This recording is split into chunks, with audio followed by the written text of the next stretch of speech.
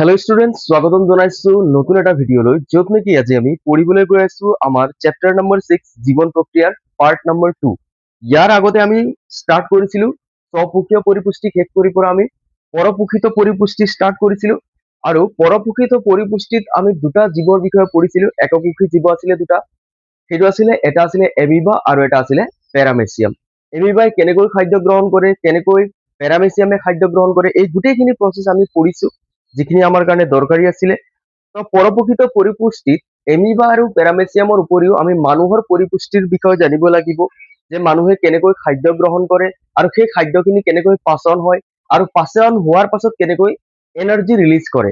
তো চোৱা, আমি অলৰেডি জানো, বা যদি নাজানো তেতিয়াও আমি জানিব লাগে যে আমি যিকোনো খাদ্য খোৱাৰ লগে লগে আমি এনাৰ্জি নাপাওঁ। ধৰা হ'ল মই খাদ্য হিচাপে খালো, ভাত খাই দিলো, ৰুটি খাই দিলো, বা কিছুমান ফল মূল খাই দিলো, খোৱাৰ লগে লগে সেই খাদ্যটোৰ পৰা এনাৰ্জি পোৱা নাযায়।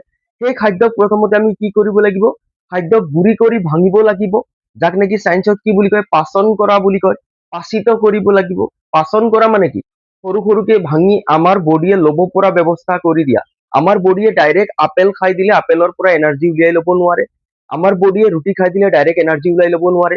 তো আমাৰ বডিক খাদ্যখিনি পাচন কৰিব লাগিব, খাদ্যখিনিক ভাঙি দিব লাগিব, তেতিয়াহে সেই খাদ্যখিনিৰ পৰা এনাৰ্জি ৰিলিজ হয় আৰু সেই এনাৰ্জিখিনি লৈ পৰা আমাৰ বডিটো জীয়াই থাকে। আকাশৰো বুজা পাইছা? এতিয়া খাদ্য গ্ৰহণ কৰাৰ পাছত আমি গম পালো যে সেইবিলাকক সৰু সৰু পৰ্যায়লৈ ভাঙি দিয়াৰ দৰকাৰ, যাক নেকি আমি কি বুলি ক'ব পাৰো, খাদ্যক পাচন কৰাৰ দৰকাৰ বা পাচিত কৰাৰ দৰকাৰ। এতিয়া আমি মানুহৰ পৰিপুষ্টিত সেইটোৱে পঢ়িবলৈ গৈ আছো যে আমি খাদ্য গ্ৰহণ কৰিম, তাৰপিছত কেনেকৈ পাচন কৰিম, ক'ত ক'ত সেই খাদ্যখিনিক ভঙা যাব, কেনেকৈ ভঙা যাব, কোনে কোনে হেল্প কৰিব, আৰু কেনেকৈ সেই খাদ্য পাচন কৰি পৰা শেষত সেই পাচিত খাদ্যৰ পৰা এনাৰ্জি ৰিলিজ কৰা যাব, তাৰ বিষয়ে আমি কি কৰিবলৈ গৈ আছো, এতিয়া পঢ়িবলৈ গৈ আছো। গতিকে এতিয়া আমি ষ্টাৰ্ট কৰো মানুহৰ পৰিপুষ্টিৰ বিষয়ে। তো আমি এতিয়া পঢ়িম মানুহৰ পৰিপুষ্টি। এতিয়া চোৱা, ইয়াত তোমালোকক মই ধুনীয়াকে গোটেই নোটছখিনি লিখি দি আছো, তাৰ উপৰি মই বুজাই গৈ থাকিম, কিন্তু এই নোটছখিনি তোমালোকে নোট ডাউন কৰিব লাগিব। এতিয়া মানুহৰ পৰিপুষ্টি বুলি কোৱাৰ লগে লগে মানুহৰ পাচন নলীৰ ছবিটো, এই ছবিটো যিটো আমাৰ পেজ নম্বৰ 99ত দিয়া আছে, এই ছবিটো ইম্পৰ্টেণ্ট হয়, যিটো মই লাহেকে ইয়াত চাইডত আঁকি দিবলৈ ট্ৰাই কৰিছো। এতিয়া চোৱা, ইয়াত চবতকৈ পাৰ্ট কিছুমান যিখিনি ইম্পৰ্টেণ্ট হয়, যাৰ বিষয়ে বুজিব লাগিব, সেইখিনি মই লিখিছো। তো এইটো জেগা, আমাৰ এই মুখৰ এইখন জেগা, ইয়াক কি বুলি কৈছে, মুখ গহ্বৰ বুলি কৈছে। তাৰ তলত থকা এই নলীডাল, ইয়াক কৈছে গ্ৰাস নলী, বা ইয়াক ইছ'ফেগাছ বুলিও কয়। এইডাল হৈ গ'ল আমাৰ পাকস্থলী। তাৰ তলত তোমালোকে ব্লু কালাৰত দেখা পাইছা, ইয়াক কৈছে অগ্নাশয়। ওপৰত থকা এই ছাতি নিচিনা বস্তু, যাক কৈছে যকৃত। আৰু এই তলত থকা সৰু সুৰা এইবিলাক পাইপ, সৰু সুৰা নলী কিছুমান আছে, যাক কৈছে ক্ষুদ্ৰান্ত। তাৰপিছত এই ডাঙৰকে মস্তকে পাইপ আছে, ইয়াক কয় বৃহদান্ত্ৰ। একেবাৰে শেষত আছে পায়ু। তো মিনিমাম এইখিনি বস্তু আমি জানিব লাগিব। এতিয়া আমি পঢ়িবলৈ গৈছো মানুহৰ পৰিপুষ্টি। মানুহৰ পাচন নলীডাল মুখৰ পৰা পায়ুলৈকে বিস্তৃত এডাল দীঘল নলী।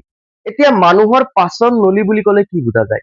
মানুহৰ পাচন নলী মানে কি হয় চোৱা, আমাৰ মুখ গহ্বৰ, এইটো জেগা মুখ গহ্বৰ মানে কি হয়, আমি যেতিয়া মুখখন মেলি দিম, কিবা এটা বস্তু খাবলৈ, তেতিয়া মুখৰ ভিতৰত যিখিনি খালী জেগা হয়, খালী জেগা উৎপন্ন হয়। তুমি যেতিয়া মুখখন মেলি দিয়া কিবা এটা বস্তু খাবলৈ, মুখখনত খালী জেগা উৎপন্ন হয় নে নহয়? য'ত নেকি আমাৰ দাঁত আছে, য'ত নেকি জিভা আছে, সেইখন জেগাটো খালী হৈ আছে, য'ত নেকি মই খাদ্যটোক ভৰাই দিওঁ।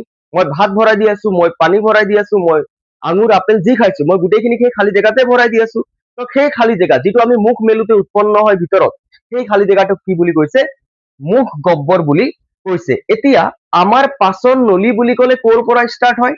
এই মুখ গহ্বৰৰ পৰা ষ্টাৰ্ট হয়। আমাৰ ইয়াত কৈছে মুখৰ পৰা বুলি কৈছে, একচুৱেলি মুখ বুলি কি ক'ব বিচাৰিছে, মুখ গহ্বৰৰ কথাই ক'ব বিচাৰিছে। তো মুখ গহ্বৰ মানে এইটো জেগাৰ পৰা আৰম্ভ কৰি পাচন নলীডাল এনেকৈ আহি আহি আহি আহি ক'ত শেষ হয়? পাচন নলীত আমাৰ পাকস্থলীও পৰিব, আমাৰ গ্ৰাস নলী পৰিব, তাৰপিছত লাহেকে এই পাইপডাল আহি আহি কি হ'ব, আমাৰ ক্ষুদ্ৰান্ত পৰিব, তাৰপিছত এই বৃহদান্ত্ৰ পৰিব, তাৰপিছত পায়ু পৰিব। মানে ষ্টাৰ্ট ক'ৰ পৰা হ'ব? আমাৰ পাচন নলী ষ্টাৰ্ট হ'ব মুখ গহ্বৰৰ পৰা, আৰু এনেকৈ আহি আহি আহি আহি শেষ হ'ব ক'লৈকে? পায়ুত শেষ হ'ব।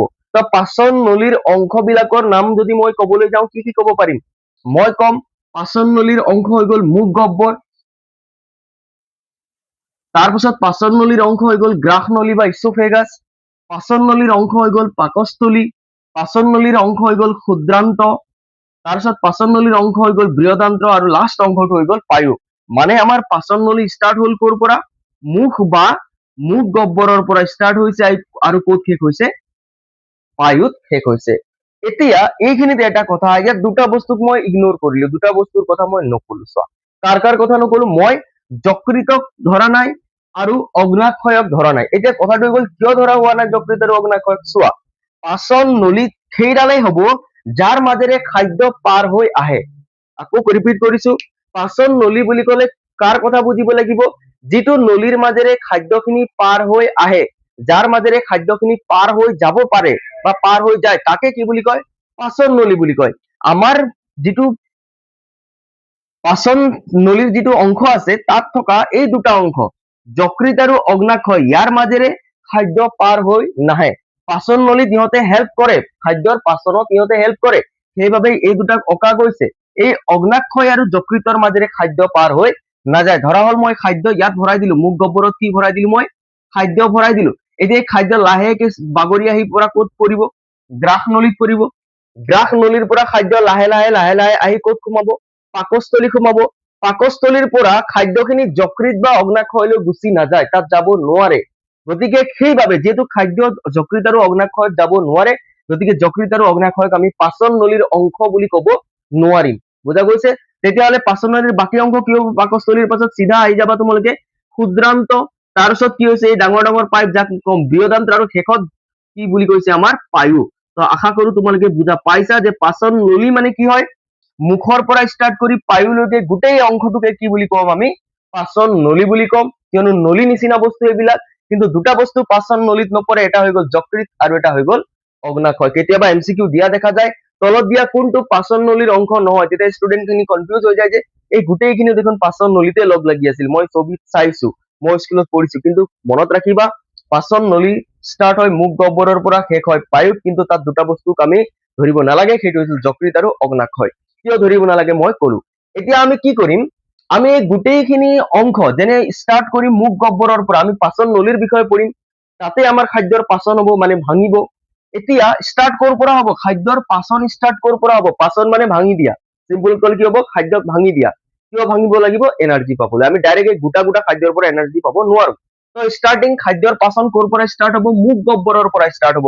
আৰু মুখ গহ্বৰ মানে তোমালোকে বুজি পাইছাই, আমি মুখখন মেলি দিলে আমাৰ যিখন এই খালী জেগা উৎপন্ন হ'ব, য'ত নেকি আমাৰ দাঁত আছে, আমাৰ জিভা আছে, সেইখিনি জেগাক কি বুলি কয়? মুখ গহ্বৰ বুলি কয়। তো আমি এতিয়া মুখ গহ্বৰতনো কি খাদ্যৰ পাচন হয়, কেনেকৈ খাদ্যৰ পাচন হয়, তাৰ বিষয়ে আমি পঢ়িম।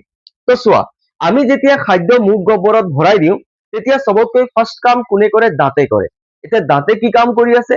দাঁতে সেই খাদ্যখিনিক ভাঙি আছে, সেই খাদ্যখিনি কি কৰি আছে? গুৰি কৰি আছে। আমি দাঁতেৰে চুবাই পৰা খাদ্যখিনি কি কৰো? আমি গুৰি কৰি দিওঁ।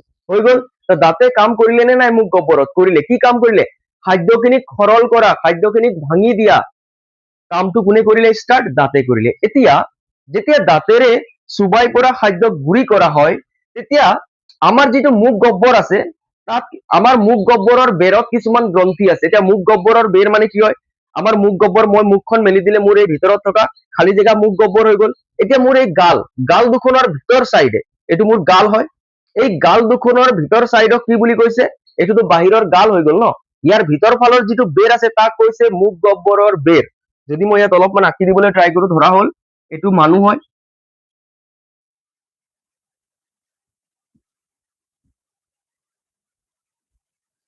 এতিয়া এইটো মুখখন মেলি দিলে এই ভিতৰত যিটো খালী জেগা আছে, সেইটো হৈ গ'ল মুখ গহ্বৰ। এতিয়া এইটো হৈ গ'ল ইয়াৰ গাল, বাহিৰ চাইডৰ এইটো কি বুলি কওঁ? আমি গাল। এইটো হৈ গ'ল আমাৰ গাল। এতিয়া এইটোতো বাহিৰ চাইডৰ, ইয়াৰ ভিতৰ চাইডৰ জেগাও আছে নহয়, আমাৰ গালৰ ভিতৰ চাইড আছে নে নাই? সেই ভিতৰ চাইডক কি বুলি কোৱা গৈছে? মুখ গহ্বৰৰ বেৰ বুলি কোৱা গৈছে। এইখন হৈ গ'ল মোৰ গাল, আৰু মোৰ গালৰ ভিতৰ চাইড, যোনটো নেকি মই মুখখন মেলি মই আঙুলি ভৰাই ইফালে আঙুলিৰে মই টাচ কৰিব পাৰো, নহয় জানো? বাহিৰৰ পৰা সেই ভিতৰৰ বেৰটো টাচ কৰিব নোৱাৰো। তো সেই ভিতৰ চাইডৰ যিটো জেগা আছে, তাক কয় মুখ গহ্বৰৰ বেৰ। তো মুখ গহ্বৰৰ বেৰ বুলি ক'লে তোমালোকে ভয় খাব নালাগে। আমাৰ গালটো এইটো হৈ গ'ল গালৰ ভিতৰ চাইডে যিখন বেৰ আছে, তাকে কি কৈছে? মুখ গহ্বৰৰ বেৰ বুলি কৈছে। আৰু যদি মই ছবিত দেখাই দিব বিচাৰো, তেতিয়াহ'লে এই বাহিৰৰ পাৰ্টটো নহয়, এই বাহিৰৰ পাৰ্টটো নহয়, এই ভিতৰৰ পাৰ্ট, গালখনৰ ভিতৰৰ পাৰ্টখনক কি বুলি কৈছে? মুখ গহ্বৰৰ বেৰ বুলি কৈছে। আশা কৰো বুজা পালা। এতিয়া এই মুখ গহ্বৰৰ বেৰত কি আছে? কিছুমান গ্ৰন্থি আছে। কিছুমান কি আছে? গ্ৰন্থি আছে। এই গ্ৰন্থি বিলাকে এটা বস্তু ৰিলিজ কৰে, এটা কেমিকেল ৰিলিজ কৰে, যাক নেকি কয় লালটি। এতিয়া মুখ গহ্বৰৰ বেৰত কিছুমান গ্ৰন্থি আছে, ধৰক এই মই ব্লু মাৰ্কাৰেৰে বুজাব ট্ৰাই কৰিছো। এইটো হৈ গ'ল আমাৰ মুখ গহ্বৰৰ বেৰ, মানে এই ভিতৰ ফালৰ চাইড। ইয়াত কিছুমান গ্ৰন্থি আছে, ধৰক এইটো এটা, এইটো এটা, এইটো এটা, এইটো এটা, কিছুমান গ্ৰন্থি আছে। তোমালোকে চিম্পলত বুজিবলৈ কিছুমান জাগা আছে বুলি ভাবি ল'ব পাৰা। তো আমাৰ মুখ গহ্বৰৰ বেৰত কিছুমান জাগা আছে, গ্ৰন্থি আছে, জাগা মানে গ্ৰন্থি।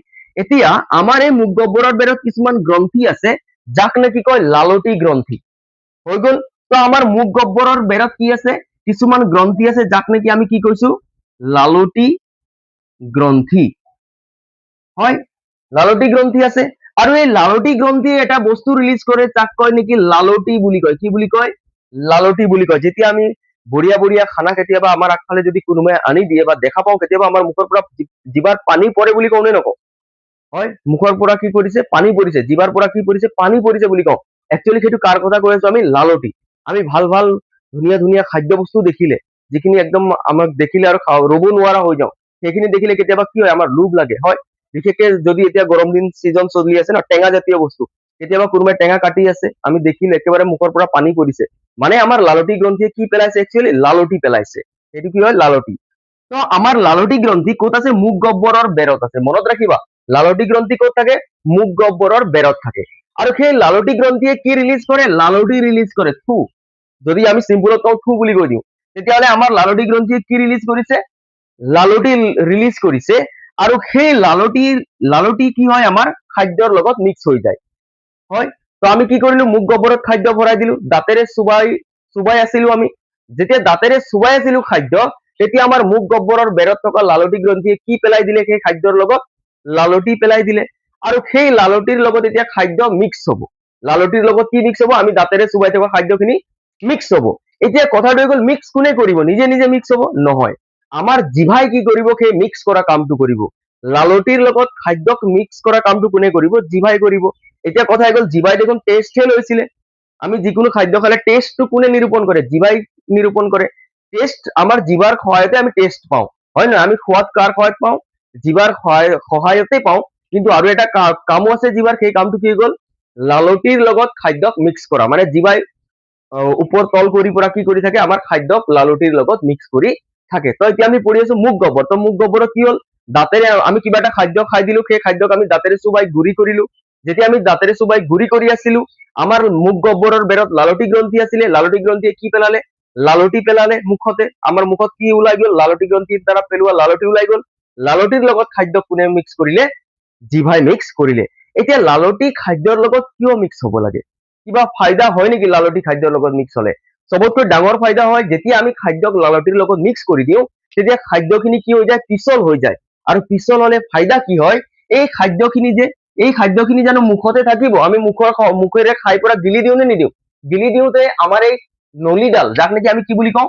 গ্ৰাস নলী বা ইছ'ফেগাছ বুলি কওঁ, এই খাদ্যখিনি মুখেৰে চুবাই গুৰি কৰি যেতিয়া গিলি দিওঁ, সেই খাদ্যখিনি কলৈ আহিব লাগিব? এই গ্ৰাস নলী বা ইছ'ফেগাছলৈ আহিব লাগিব। তো এই নলীৰ যাতে লাগি নধৰক খাদ্যখিনি যাতে এই নলীডালতে লাগি নধৰক, তাৰ কাৰণে লালটি কি কৰে? খাদ্যখিনি পিছল কৰি দিয়ে। কি কৰি আছে লালটিয়ে? খাদ্যক পিছল কৰি দিছে। তো লালটি এনে মিক্স হোৱা নাই, খাদ্যক পিছল কৰিবলৈ মিক্স হৈছে, যাতে পিছল হৈ পৰা খাদ্যখিনি এই নলীডাল, যাক নেকি আমি গ্ৰাস নলী বুলি কওঁ, সেই গ্ৰাস নলীৰ সহায়ত পিছলি পৰা খাদ্যটো লাহেকে তললৈ আহিব পাৰে, যাতে মোৰ ডিঙিত লাগি নধৰক।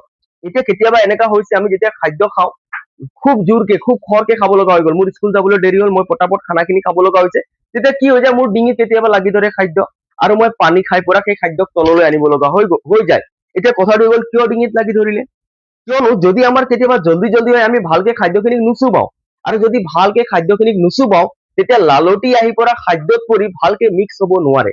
আমি যিমান ভালকে চুবাই, যিমান টাইম লৈ চুবাম, সিমান বঢ়িয়াকে লালটি আহি পৰা মোৰ খাদ্যত মিক্স হৈ পৰা খাদ্যৰ লগত ঘুলি মিলি পৰা পিছল কৰিব পাৰে।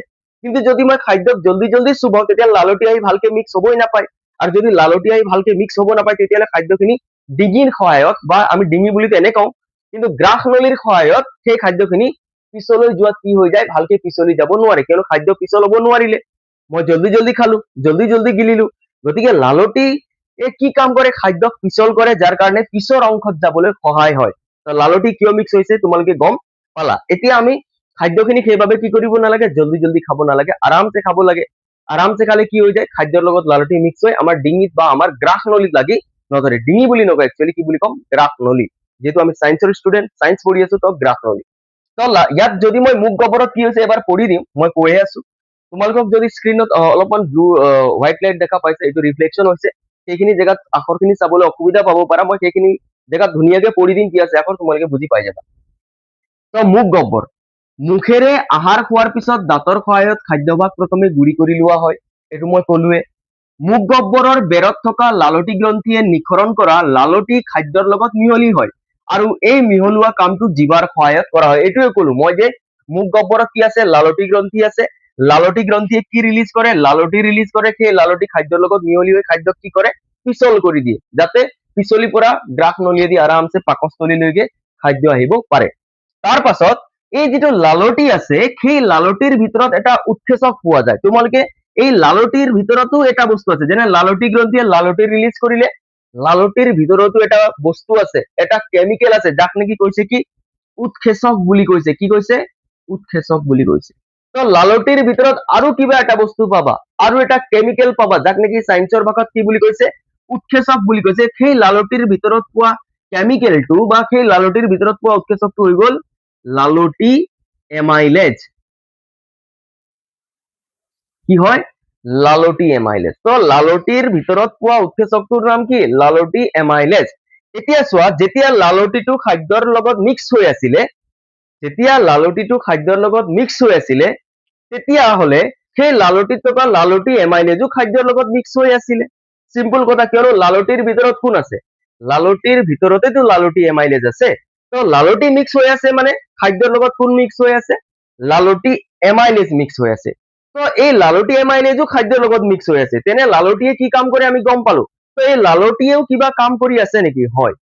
সৰি, লালটি এমাইলেজেও কিবা কাম কৰি আছে নেকি, হয়, কৰি আছে। তো কি কৰি আছে, আমি যিখিনি খাদ্য খাওঁ, সেই খাদ্যখিনিত মেক্সিমাম আমি কি পাওঁ, শ্বেতসাৰ পাওঁ। আমি খাদ্য খাই আছো মানে আমি কি খাই আছো, আমি শ্বেতসাৰ খাই আছো। কেনেকৈ শ্বেতসাৰ খাই আছো, যদি তোমালোকে আগৰ ভিডিঅ'খিনি চাইছা, যদি মই দিয়া পাৰ্ট 1 খিনি চাইছা, তেতিয়াহ'লে তাত মই তোমালোকক বুজাইছিলো যে উদ্ভিদে খাদ্য প্ৰস্তুত কৰাৰ পাছত যিখিনি খাদ্য গ্ৰহণ কৰি ৰৈ যায়, যিখিনি খাদ্য তাৰ কামত নাহে, ইনষ্টেণ্ট কামত নাহে, তাক কি কৰে, জমা কৰে। কি হিচাপে জমা কৰে, শ্বেতসাৰ হিচাপে জমা কৰে। তো উদ্ভিদে নিজৰ খাদ্যখিনি কি হিচাপে জমা কৰে, শ্বেতসাৰ হিচাপে জমা কৰি আছে। গতিকে আমি যিখিনি খাদ্য খাওঁ তাৰে মেক্সিমামৰ উৎস কিহৰ পৰা পাওঁ, আমি উদ্ভিদৰ পৰাই পাওঁ। যেনে মই কি খাই আছো, মই খাই আছো ভাত খাই আছো। ভাত কোনটো গছৰ পৰা পাইছা, ধান গছৰ পৰা পাইছা। ধানৰ পৰা কি ওলাইছা, চাউল ওলাইছা, মানে সেই ধান গছ মানে উদ্ভিদ। তো ভাতত আল্টিমেটলি কি পোৱা যাব, শ্বেতসাৰ পোৱা যাব। মই শাক চবজি খাই আছো ভাতৰ লগত, মই শাক খাই আছো, মূলা খাই আছো, গাজৰ খাই আছো, সেইবিলাকোতো উদ্ভিদ হয়। মানে সিহঁতে তাৰ ভিতৰত খাদ্য কি হিচাপে ষ্টৰ কৰিছিলে, শ্বেতসাৰ হিচাপে। মানে আল্টিমেটলি মই খাদ্য খাই আছো মানে মই কি খাই আছো, শ্বেতসাৰ খাই আছো। এতিয়া সেই শ্বেতসাৰ খিনি কি কৰাৰ দৰকাৰ, ভঙাৰ দৰকাৰ। কিয়নো মই শ্বেতসাৰক ডাইৰেক্টকে মই শ্বেতসাৰৰ পৰা এনাৰ্জি ল'ব নোৱাৰো, গতিকে সেই শ্বেতসাৰ খিনিক ভঙাৰ দৰকাৰ। আৰু এই শ্বেতসাৰক ভঙা কাম কোনে কৰে জানানে, সেই শ্বেতসাৰক ভঙা কাম কৰে আমাৰ লালটি এমাইলেজে। তো এতিয়া যে মই কৈ আছিলো লালটিৰ ভিতৰত এটা উৎসেচক থাকে, লালটি এমাইলেজ। তো সেই লালটি এমাইলেজে কি কাম কৰে, কি কাম কৰে, আমাৰ যিটো খাদ্য খাওঁ তাত কি আছিলে, শ্বেতসাৰ আছে। আৰু এই শ্বেতসাৰক কি কৰে, ভাঙি দিয়ে। শ্বেতসাৰক কি কৰি দিয়ে, ভাঙি দিয়ে, আৰু কি কৰে, সৰল শ্ৰেণীলৈ ৰূপান্তৰ কৰে। কি কৰে, সৰল শ্ৰেণীলৈ ৰূপান্তৰ কৰে। ইমানটো বুজা পালা। তো লালটি এমাইলেজৰ কাম কি হয়, শ্বেতসাৰক ভাঙি সৰল শ্ৰেণীলৈ ৰূপান্তৰ কৰা। শ্বেতসাৰ কি হয়, কাৰ্বহাইড্ৰেট হয়।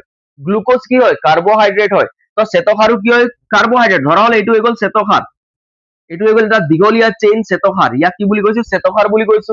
এতিয়া ইয়াক ভাঙি পৰা সৰল শ্ৰেণী বনাই দিয়ে। ভাঙি দিয়ে মানে কি, এইটো চেইনত কিমান আছিলে, 3, 6, 9, 10টা মান কি আছিলে, এনেকা বস্তু লগ লাগি আছিলে। গতিকে ইমান দীঘল বস্তুৰ পৰা খাদ্যৰ পৰা এনাৰ্জি বনাব নোৱাৰো, গতিকে ইয়াক ভঙাৰ দৰকাৰ। তো ইয়াক ভাঙি পৰা দুটাকে ভাগ কৰি দিয়া গল।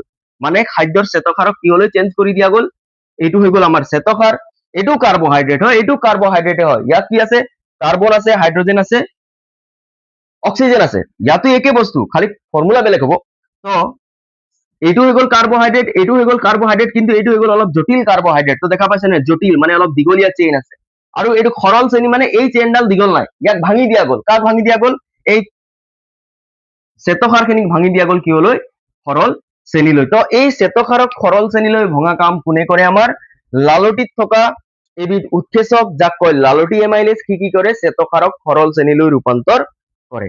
তো মুখ গহ্বৰৰ বিষয়ে তোমালোকে ইমানটো জানিব লাগিব। এক্সামত কেতিয়াবা সোধে যে মুখ গহ্বৰত হোৱা খাদ্যৰ পাচন বৰ্ণনা কৰা বুলি 2 নম্বৰ দি আহিল। মানে মুখ গহ্বৰত হোৱা খাদ্যৰ পাচন বৰ্ণনা কৰা মানে কি? মুখ গহ্বৰত কেনেকৈ খাদ্য ভাঙে সেইটো বৰ্ণনা কৰিব লাগে। তো আমি এইখিনি লিখি আহিব লাগিব। তো এইটো লাষ্ট লাইনটো পঢ়ি দিছো, 3 নম্বৰ পইণ্ট। লালটিত থকা এবিধ উৎসেচক হ'ল লালটি এমাইলেজ। তো লালটিত এবিধ উৎসেচক পোৱা যায়, মই ক'লোৱে তাৰ নাম লালটি এমাইলেজ। ই খাদ্যৰ শ্বেতসাৰ অংশক, কি অংশক? শ্বেতসাৰ অংশক ভাঙি সৰল শ্ৰেণীলৈ ৰূপান্তৰ কৰে।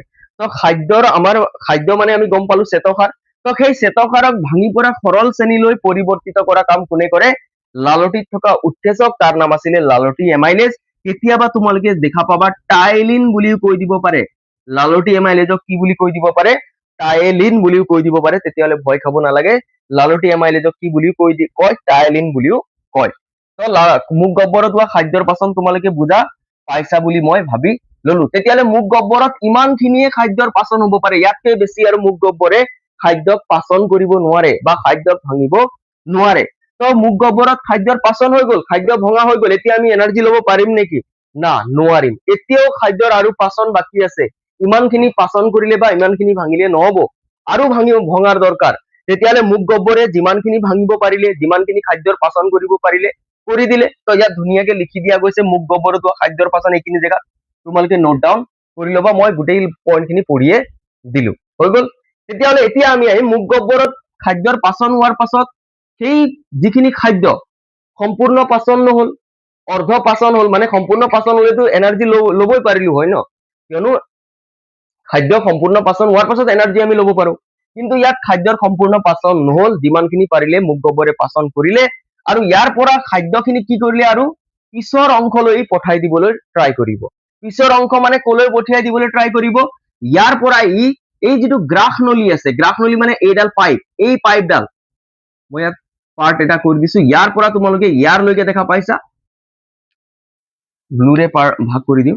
ইয়াৰ পৰা ইয়াৰলৈকে এই পাইপডাল যে দেখা পাইছা, ইয়াক কি কৈছে? গ্ৰাস নলী বা ইছ'ফেগাছ। তো এই খাদ্যখিনি মুখ গহ্বৰৰ পৰা কলৈ আহি যায়? গ্ৰাস নলী বা ইছ'ফেগাছলৈ আহি যায়। আৰু এই গ্ৰাস নলীৰ সহায়ত খাদ্যখিনি কলৈ পहुঁচি যায়, কলৈ আহি পাই যায়? পাকস্থলীলৈ আহি পাই যায়, যাক নেকি আমি এনে কি বুলি কৈ থাকো? পেট বুলি কৈ থাকো। খানাখিনি কলৈ আহি যায়? পেটলৈ আহি যায়, পেটলৈ আহি যায়, পেটলৈ আহি যায় বুলি কওঁ। একচুৱেলি আমাৰ পেট মানে কি? আমাৰ পেট মানে এই পাকস্থলী হয় আমাৰ পেট। কিয়নো আমি যিমান খাদ্য খাওঁ কলৈ আহি যায়? পাকস্থলীত আহি যায়। কিন্তু পাকস্থলীত ডাইৰেক্ট মুখ গহ্বৰৰ পৰা আহিব পাৰিলে নে কোনোবাই হেল্প কৰিলে? হয়, কোনোবাই হেল্প কৰিলে। আৰু কোনে হেল্প কৰিলে? এই খাদ্যখিনিক মুখ গহ্বৰৰ পৰা পাকস্থলীলৈ অনাত কোনে হেল্প কৰিলে? গ্ৰাস নলী বা ইছ'ফেগাছে হেল্প কৰিলে। তো এই গ্ৰাস নলীৰ কাম কি? মুখ গহ্বৰত কি হয় আমি পঢ়িলো, কিন্তু গ্ৰাস নলীত কি হয়? তো গ্ৰাস নলীৰ বিষয়ে ইমান পঢ়িব নালাগে, গতিকে মই ইয়াত লিখি দিয়া নাই, মই কৈ দিছো হলেও। গ্ৰাস নলীয়ে কি কৰে? মুখ গহ্বৰৰ পৰা খাদ্যখিনিক পাকস্থলীলৈ অনাত সহায় কৰা এটা নলী। কি হয় গ্ৰাস নলী? মুখ গহ্বৰৰ পৰা খাদ্যখিনিক পাকস্থলীলৈ অনাত সহায় কৰা বা পাকস্থলীলৈ অনাত হেল্প কৰা এটা নলী হৈ গ'ল গ্ৰাস নলী বা ইছ'ফেগাছ। তো গ্ৰাস নলীৰ বিষয়ে ইমানে। গ্ৰাস নলীৰ কোনো খাদ্যৰ পাচন নহয়, ইয়াত ভঙা ভঙি নহয় খাদ্যৰ। জাষ্ট খাদ্যখিনিক আনি পৰা কলৈ এৰি দিয়ে? গ্ৰাস নলীয়ে মুখ গহ্বৰৰ পৰা খাদ্যখিনিক কলৈ আনে? পাকস্থলীলৈ। কিন্তু গ্ৰাস নলীত এতিয়া এটা বস্তু জানিব লাগিব, এইটো হৈ গ'ল আমাৰ গ্ৰাস নলী। এইটো কি হয়? আমাৰ গ্ৰাস নলী। এতিয়া যদি তোমালোকে ভাবিছা যে খাদ্য ইয়াত মই খাই দিলো, মুখ গহ্বৰৰ পৰা গ্ৰাস নলীত খাদ্য আহিল, আৰু গ্ৰাস নলীৰ পৰা খাদ্যখিনি কি হৈ যায়? ডাইৰেক্ট পাকস্থলীত থুপ থুপকে পৰি থাকে। এইটো গ্ৰাস নলী, এইটো ধৰা হ'ল পাকস্থলী। তোমালোকে এনেকা ভাবি নলবা যে খাদ্য ইয়াত অহাৰ পাছত কি হয়? ঢপ ঢপকে একেবাৰে ওপৰৰ পৰা শিলগুটি পৰা, ওপৰৰ পৰা আম অমিতা পৰাৰ নিচিনা ঢপ ঢপকে পাকস্থলীত পৰে, এনেকা নহয়। এনেকা ডাইৰেক্ট আহি পৰা পাকস্থলীত খাদ্য পৰি নাযায়। খাদ্যখিনি এই গ্ৰাস নলীৰ মাজেৰে চুচৰি বাগৰি আহিবলগীয়া হৈ যায়। বুজা পাইছা? ষ্টুডেণ্টে কি ভাবি লয় কিছুমানে, আকৌ খাদ্য নলীত খাদ্যখিনি কি হব? পাইপডাল চিধা দেখা পাইতো, তো কি ভাবে ইহঁতে? ইয়াৰ পৰা খাদ্য কি হব? ঠপ ঠপকে তলত একেবাৰে ইয়াৰ পৰা খাদ্যখিনি ধৰা হ'ল, এইটো হৈ গ'ল ধৰা হ'ল পাকস্থলী। এইটো হৈ গ'ল ধৰা হ'ল পাকস্থলী, এইটো হৈ গ'ল খাদ্য, মাজতে আছে ধৰা হ'ল গ্ৰাহনলী, তো গ্ৰাহনলীৰ পৰা খাদ্য এনেকৈ থপ থপ এনেকৈ পৰে বুলি ভাবে, এনেকৈ নপৰে। খাদ্যখিনি কি হ'ব, গ্ৰাহনলীৰ মাজেৰে এনেকে লাহে লাহে ঢাকা খাই খাই চুচৰি বাগৰি চুচৰি বাগৰি চুচৰি বাগৰি পাকস্থলীলৈ আহে। এতিয়া পাকস্থলীত যে চুচৰি বাগৰি খাদ্যখিনি আহে, তাত কোনোবাই খাদ্যখিনি তললৈ অহাত হেল্প কৰে নেকি? তো এটা বস্তু জানিবা, এটা গতি আছে, মোচন আছে, এটা গতি, যাক কয় পেৰিষ্টেলটিক গতি বুলি কয়।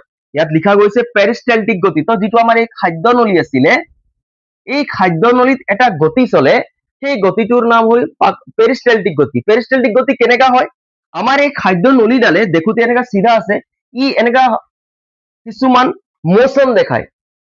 মোচন মানে বুজি পাইছে নহয়, ই এনেকৈ চিধা হৈ নাথাকে, যেতিয়া খাদ্য ইয়ালৈ আহিব তেতিয়া ই এনেকা ধৰণৰ মোচন দেখুৱাব। কেনেকা ধৰণৰ, এনেকা ধৰণৰ, এই ভিতৰ ফালে ই এনেকা মোচন দেখুৱাব। খাদ্যনলী কি হ'ব, এনেকা হ'ব, চিধা আছে, ই এনেকা বাহিৰত ওলাব, এনেকা ভিতৰত যাব, এনেকা বাহিৰত ওলাব, এনেকা বাহিৰত ওলাই ভিতৰত আহিব, আকৌ বাহিৰত ওলাব, আকৌ ভিতৰত যাব, এনেকৈ বাহিৰত ওলাব, ভিতৰত যাব, বাহিৰত ওলাব, ভিতৰত যাব, মানে এনেকা ধৰণৰ গতি। মই বৰ্ডত আঁকি দিছো, অলপমান আইডিয়া কৰিব পাৰিছে, এইটো वाला গতি। বাহিৰত ওলাইছে, ভিতৰত গৈছে, বাহিৰত ওলাইছে, ভিতৰত গৈছে। তো এই যিটো গতি, আমাৰ গোটেই পাচন নলীতে এই গতি চলে, কিন্তু বিশেষকে আমি এই গতিৰ বিষয়ে, এই গতিৰ কথা ক'ত আমি পঢ়ো, গ্ৰাহনলী। তো গ্ৰাহনলীত এটা গতি চলি আছে, এটা হৰকত চলি আছে। কেনেকা চলি আছে, বাহিৰত ওলাব, ভিতৰত সোমাব, বাহিৰত ওলাব, ভিতৰত সোমাব। ক'ত হৈ আছে এইটো, গ্ৰাহনলীত হৈ আছে। আৰু এই হৰকতৰ কাৰণে, এই গতিৰ কাৰণে কি হয়, খাদ্যখিনি লাহে লাহে কি হৈ যায়, তললৈ আহে। বুজা গৈছানে? এই খাদ্যখিনি তললৈ অহাত কোনে হেল্প কৰিছে, এনেকৈ বাহিৰত ওলালে সেই জেগা বহল হৈ গ'ল। এতিয়া অলপ নলেজটো ভালকে দি দিবলৈ ট্ৰাই কৰিছো, গতিকে ভিডিঅ'টো লেন্দি হ'ব পাৰে তোমালোকে যদি ভাবিছা, কিন্তু যদি ডিটেইলিঙত লাগে অলপমান লেন্দি হ'বই, তাত আৰু উপায় নাই।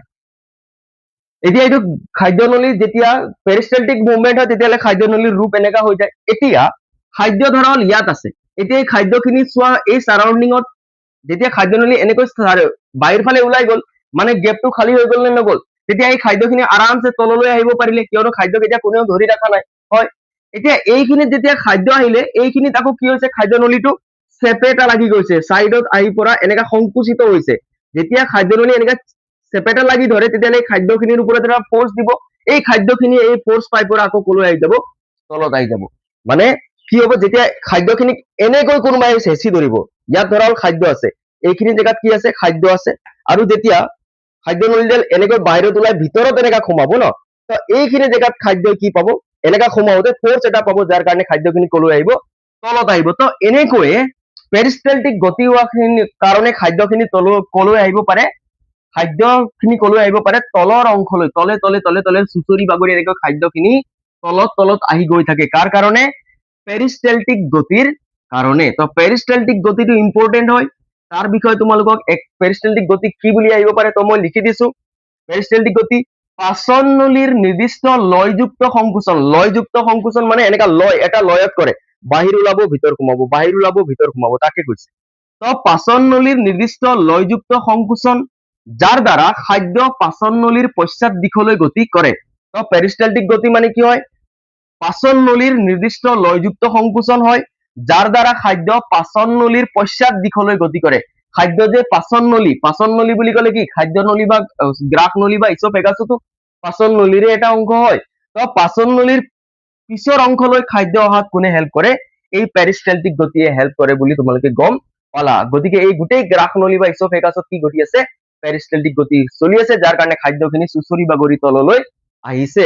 লগতে অলৰেডি লালঠি মিক্স হৈ পিছল আছিলেই, আৰু যদি অলপমান ফৰ্চ পাই যায়, তেতিয়া আৰামছে তললৈ আহি যাব পাৰে খাদ্যখিনি। তো আশা কৰো ইমানখিনি বুজা পাইছা। তেতিয়াহ'লে গ্ৰাস নলীৰ পৰা খাদ্যখিনি এতিয়া কলৈ আহি যাব, পাকস্থলীত আহি যাব। কেনেকুৱা খাদ্য, অৰ্ধপাচিত খাদ্য, সম্পূৰ্ণ পাচন হোৱা নাই। তো এতিয়া পাকস্থলীত কি ঘটে, কেনেকৈ ঘটে, আমি সেইটো এতিয়া আমি জানিবলৈ ট্ৰাই কৰি আছো। তোমালোকে এইটো নোট ডাউন কৰি লোৱা, মই চাইড হৈ দিছো। তেতিয়াহ'লে খাদ্যখিনি এতিয়া কলৈ প্ৰৱেশ কৰিলে, খাদ্যখিনি এতিয়া প্ৰৱেশ কৰিলে আমাৰ পাকস্থলীলৈ। এতিয়া আমি খাদ্যৰ পাচন, মুখ গহ্বৰৰ খাদ্যৰ পাচন কেনেকা হৈছিলে গম পালো। এতিয়া পাকস্থলীতো খাদ্যৰ পাচন হ'ব। এতিয়া কথা হ'ল যে খাদ্যৰ পাচন পাকস্থলীত কেনেকৈ হ'ব, আমি সেইটো গম পাবলৈ গৈ আছো। তো খাদ্য আমাৰ কলৈ আহি গ'ল, পাকস্থলীলৈ আহি গ'ল। তো এইটো হৈ গ'ল আমাৰ পাকস্থলী পাৰ্ট। মই আকৌ ইয়াত আঁকি দিছো, অলপমান বুজাবলগীয়া হ'ব, গতিকে মই পাকস্থলীত ইয়াতে আঁকিবলৈ ট্ৰাই কৰিছো। তো ধৰা হল এইটো হৈ গল আমাৰ পাকস্থলী। তো খাদ্যখিনি কলৈ আহি গল, পাকস্থলীলৈ আহি গল। গ্ৰাহনলীৰ সহায়ত খাদ্যখিনি কলৈ আহি গল, পাকস্থলীত আহি গল। এতিয়া যেনেকা আমাৰ মুখ গহ্বৰত কি আছিলে, লালতি গ্ৰন্থি আছিলে, তেনেকৈ এই পাকস্থলীৰ বেৰখনত, বেৰখন বুলিলে কি বুজিবা, পাকস্থলীৰ এইখন হৈছে বাহিৰ চাইড, ইয়াৰ কথা তোমালোকে নাভাবিলেও হব। বেৰ বুলি কলে তোমালোকে এই ভিতৰৰ চাইডৰ কথা বুজিবা, পাকস্থলীৰ এই ভিতৰ ফালৰ পাৰ্টক কি বুলি ভাবিবা তোমালোকে, পাকস্থলীৰ বেৰ বুলি ভাবি ল'বা। বুজা গৈছে? তো পাকস্থলীৰ বেৰত কিছুমান গ্ৰন্থি থাকে, যেনেকা আমাৰ মুখ গহ্বৰৰ বেৰতো আছিল গ্ৰন্থি, যাক নেকি লালতি গ্ৰন্থি কৈছিলো।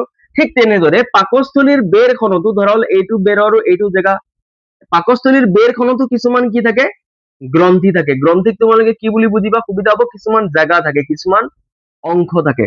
তো পাকস্থলীৰ বেৰতো কিছুমান গ্ৰন্থি থাকে, যাক নেকি কৈছে কি পাক গ্ৰন্থি বুলি কয়। কি বুলি কয়, পাক গ্ৰন্থি। পাক ৱৰ্ডটো ক'ৰ পৰা আহিছে, পাকস্থলীৰ পৰা আহিছে। বাকী গ্ৰন্থি বুজা পাইছা। তো পাকস্থলীৰ বেৰতো কিছুমান কি থাকে, পাক গ্ৰন্থি থাকে। পাকস্থলীৰ বেৰত কি গ্ৰন্থি পালো আমি, পাক গ্ৰন্থি। হৈ গল ইমানটো। খাদ্যখিনিতো পাকস্থলীত আহি গল। তো পাকস্থলীৰ বেৰত এতিয়া কি আছে, পাক গ্ৰন্থি আছে। আৰু এই পাক গ্ৰন্থিয়ে কি ৰিলিজ কৰে জানানে, পাচক ৰস ৰিলিজ কৰে। কি উলিয়াই, এবিধ ৰস উলিয়াই, ৰস। যেনেকা আমাৰ কি আমি খাওঁ ন এতিয়া গৰম দিনত, কুঁহিয়াৰৰ ৰস, আমৰ ৰস, হয় জুচ, কি বুলি কওঁ আমি ইংলিছত জুচ বুলি কওঁ। তো ৰস বা জুচ কিছুমান ৰিলিজ কৰে কোনে, পাক গ্ৰন্থিয়ে কিছুমান ৰস উলিয়াই, যাক কয় পাচক ৰস বুলি কয়। আৰু এই পাচক ৰসত তিনিটা বস্তু পোৱা যায়। এই পাচক ৰসৰ ভিতৰতো তিনিটা বস্তু আছে। পাক গ্ৰন্থিয়ে কি উলিয়ালে, চবতকৈ ফাৰ্ষ্ট কথা, পাক গ্ৰন্থি ক'ত পোৱা যায়, পাকস্থলীৰ বেৰখনত। পাকস্থলীৰ বেৰখনত কি পোৱা যায়, পাক গ্ৰন্থি পোৱা যায়। পাক গ্ৰন্থিয়ে কি ৰিলিজ কৰে বা কি উলিয়াই, পাচক ৰস উলিয়াই। সেই পাচক ৰসত তিনিটা বস্তু পাম। এটা পাম আমি HCl মানে হাইড্ৰক্লৰিক এচিড, এটা পাম আমি পেপচিন, আৰু এটা বস্তু পাম আমি যাক কয় শ্লেষ্মা। কি বুলি কয়, শ্লেষ্মা। এটা পেপচিন, পেপচিন হয় দেই, পেপচি খোৱাবলা পেপচিন হয়, পেপচিন ন এটা আছে পিছফালে। তো মই পঢ়ি দিছো, খাদ্য বস্তু পাকস্থলীত প্ৰৱেশ কৰাৰ লগে লগে ইয়াৰ প্ৰসাৰণ ঘটে। তো পাকস্থলীত যেতিয়া খাদ্যখিনি আহিলে, পাকস্থলীটো কি হব, অলপমান এনেকা ফুলি যাব পাৰে, ৰাবাৰ নিচিনা, ইলাষ্টিক নিচিনা। তো যেতিয়া পাকস্থলী ধৰা হল এইটো ইয়াত খাদ্য আহি গল ন, তো লাহেকে কি হব, অলপমান এনেকা প্ৰসাৰ ঘটি গল, অলপমান বহল হৈ গল, ডাঙৰ হৈ গল। তো সেইটোৱে লিখা গৈছে, খাদ্য বস্তু পাকস্থলীত প্ৰৱেশ কৰাৰ লগে লগে ইয়াৰ প্ৰসাৰণ ঘটে। এইটো লাইন বুজা পালা। 2 নম্বৰ পইণ্ট, পাকস্থলীত পাচক ৰস নিঃসৰণ কৰা গ্ৰন্থিক পাক গ্ৰন্থি বোলে। কুৱেশ্যন সোধে কেতিয়াবা, পাক গ্ৰন্থি কাক বোলে, পাকস্থলীত পাচক ৰস নিঃসৰণ কৰা গ্ৰন্থিক কি বুলি কয়, পাক গ্ৰন্থি বোলে। তো পাকস্থলীত কিছুমান গ্ৰন্থি আছে যিবিলাকে কি নিঃসৰণ কৰে, পাচক ৰস নিঃসৰণ কৰে, যাক কি বুলি কৈছে, পাক গ্ৰন্থি বোলে। থাৰ্ড লাইন কি আছে, পাচক ৰসত HCl মানে হাইড্ৰক্লৰিক এচিড, প্ৰটিন বিশ্লেষী উৎসেচক পেপচিন আৰু শ্লেষ্মা থাকে। তিনটা বস্তু থাকে। এটা কি আছে, HCl মানে হাইড্ৰক্লৰিক এচিড, আৰু এটা প্ৰটিন বিশ্লেষী উৎসেচক মানে, প্ৰটিন বিশ্লেষী মানে কি, বিশ্লেষী মানে প্ৰটিনক সৰু সৰু বনাই দিয়া, প্ৰটিনক ভাঙি দিয়া। তোমালোকে মেথছত পোৱা না, উৎপাদক বিশ্লেষণ মানে কি, উৎপাদকত ভাঙি দিয়া। মেথ কিবা এটা আছে, কিবা এটা ইকুৱেশ্যন দিয়া গৈছে, তাক উৎপাদক বিশ্লেষণ কৰিব দিয়ে, উৎপাদকলৈ ভাঙি দিবলৈ দিয়ে। তেনেকৈ প্ৰটিন বিশ্লেষী উৎসেচক মানে প্ৰটিনক ভঙা এটা উৎসেচক, মানে তোমালোকক কৈছোৱে মই, এটা কেমিকেল বুলি ভাবি লোৱা, এটা কেমিকেল হয়। তো প্ৰটিন বিশ্লেষী উৎসেচক পেপচিন। তো আমাৰ পাকস্থলীত এইটো ইম্পৰ্টেন্ট কথা, পাকস্থলীত থকা প্ৰটিন বিশ্লেষী উৎসেচকৰ নাম কি, বহুতবাৰ সুধিছে। তো পাকস্থলীত থকা প্ৰটিন বিশ্লেষী উৎসেচকৰ নাম কি হৈ গল, পেপচিন। প্ৰটিন বিশ্লেষী মানে প্ৰটিনক ভঙা, সৰু কৰা। তো প্ৰটিন বিশ্লেষী উৎসেচক পেপচিন আৰু শ্লেষ্মা থাকে, লগতে আৰু এটা বস্তু থাকে, কি শ্লেষ্মা থাকে। এতিয়া চোৱা খেলটো কেনেকৈ হয়, মই গোটেইটো প্ৰথমে বুজাই দিছো, বাকি 4 আৰু 5 নম্বৰ পইণ্টটো তাৰ পিছত মই পঢ়ি আছো। এতিয়া চোৱা, খাদ্যখিনি আহিলে ইয়াত, এতিয়া এই খাদ্যত প্ৰটিনো থাকিব পাৰে, এই খাদ্যত কি থাকিব পাৰে, প্ৰটিন থাকিব পাৰে। গতিকে সেই প্ৰটিনক এতিয়া ভঙাৰ দৰকাৰ, কি কৰাৰ দৰকাৰ, ভঙাৰ দৰকাৰ বা বিশ্লেষণ কৰাৰ দৰকাৰ। কি কৰাৰ দৰকাৰ, বিশ্লেষণ কৰাৰ দৰকাৰ। মই এনে বুজিবৰ কাৰণে কি ৱৰ্ড ইউজ কৰি আছো, ভঙাৰ দৰকাৰ, বুজি পাবলৈ সুবিধা হয়। তো এই খাদ্যখিনি আহিছিলে যি, সেই খাদ্যত প্ৰটিনো থাকিব পাৰে, গতিকে সেই প্ৰটিনক ভঙাৰ দৰকাৰ। তো প্ৰটিনক কোনে ভাঙিব পাৰে, HCl ভাঙিব পাৰে নেকি, নোৱাৰে। HCl প্ৰটিনক নাভাঙে। শ্লেষ্মাই ভাঙে নেকি, নাভাঙে। এটা প্ৰটিনক ভাঙিব পৰা উৎসেচকৰ নাম কি, আমি অলৰেডি পঢ়িলো, পেপচিন।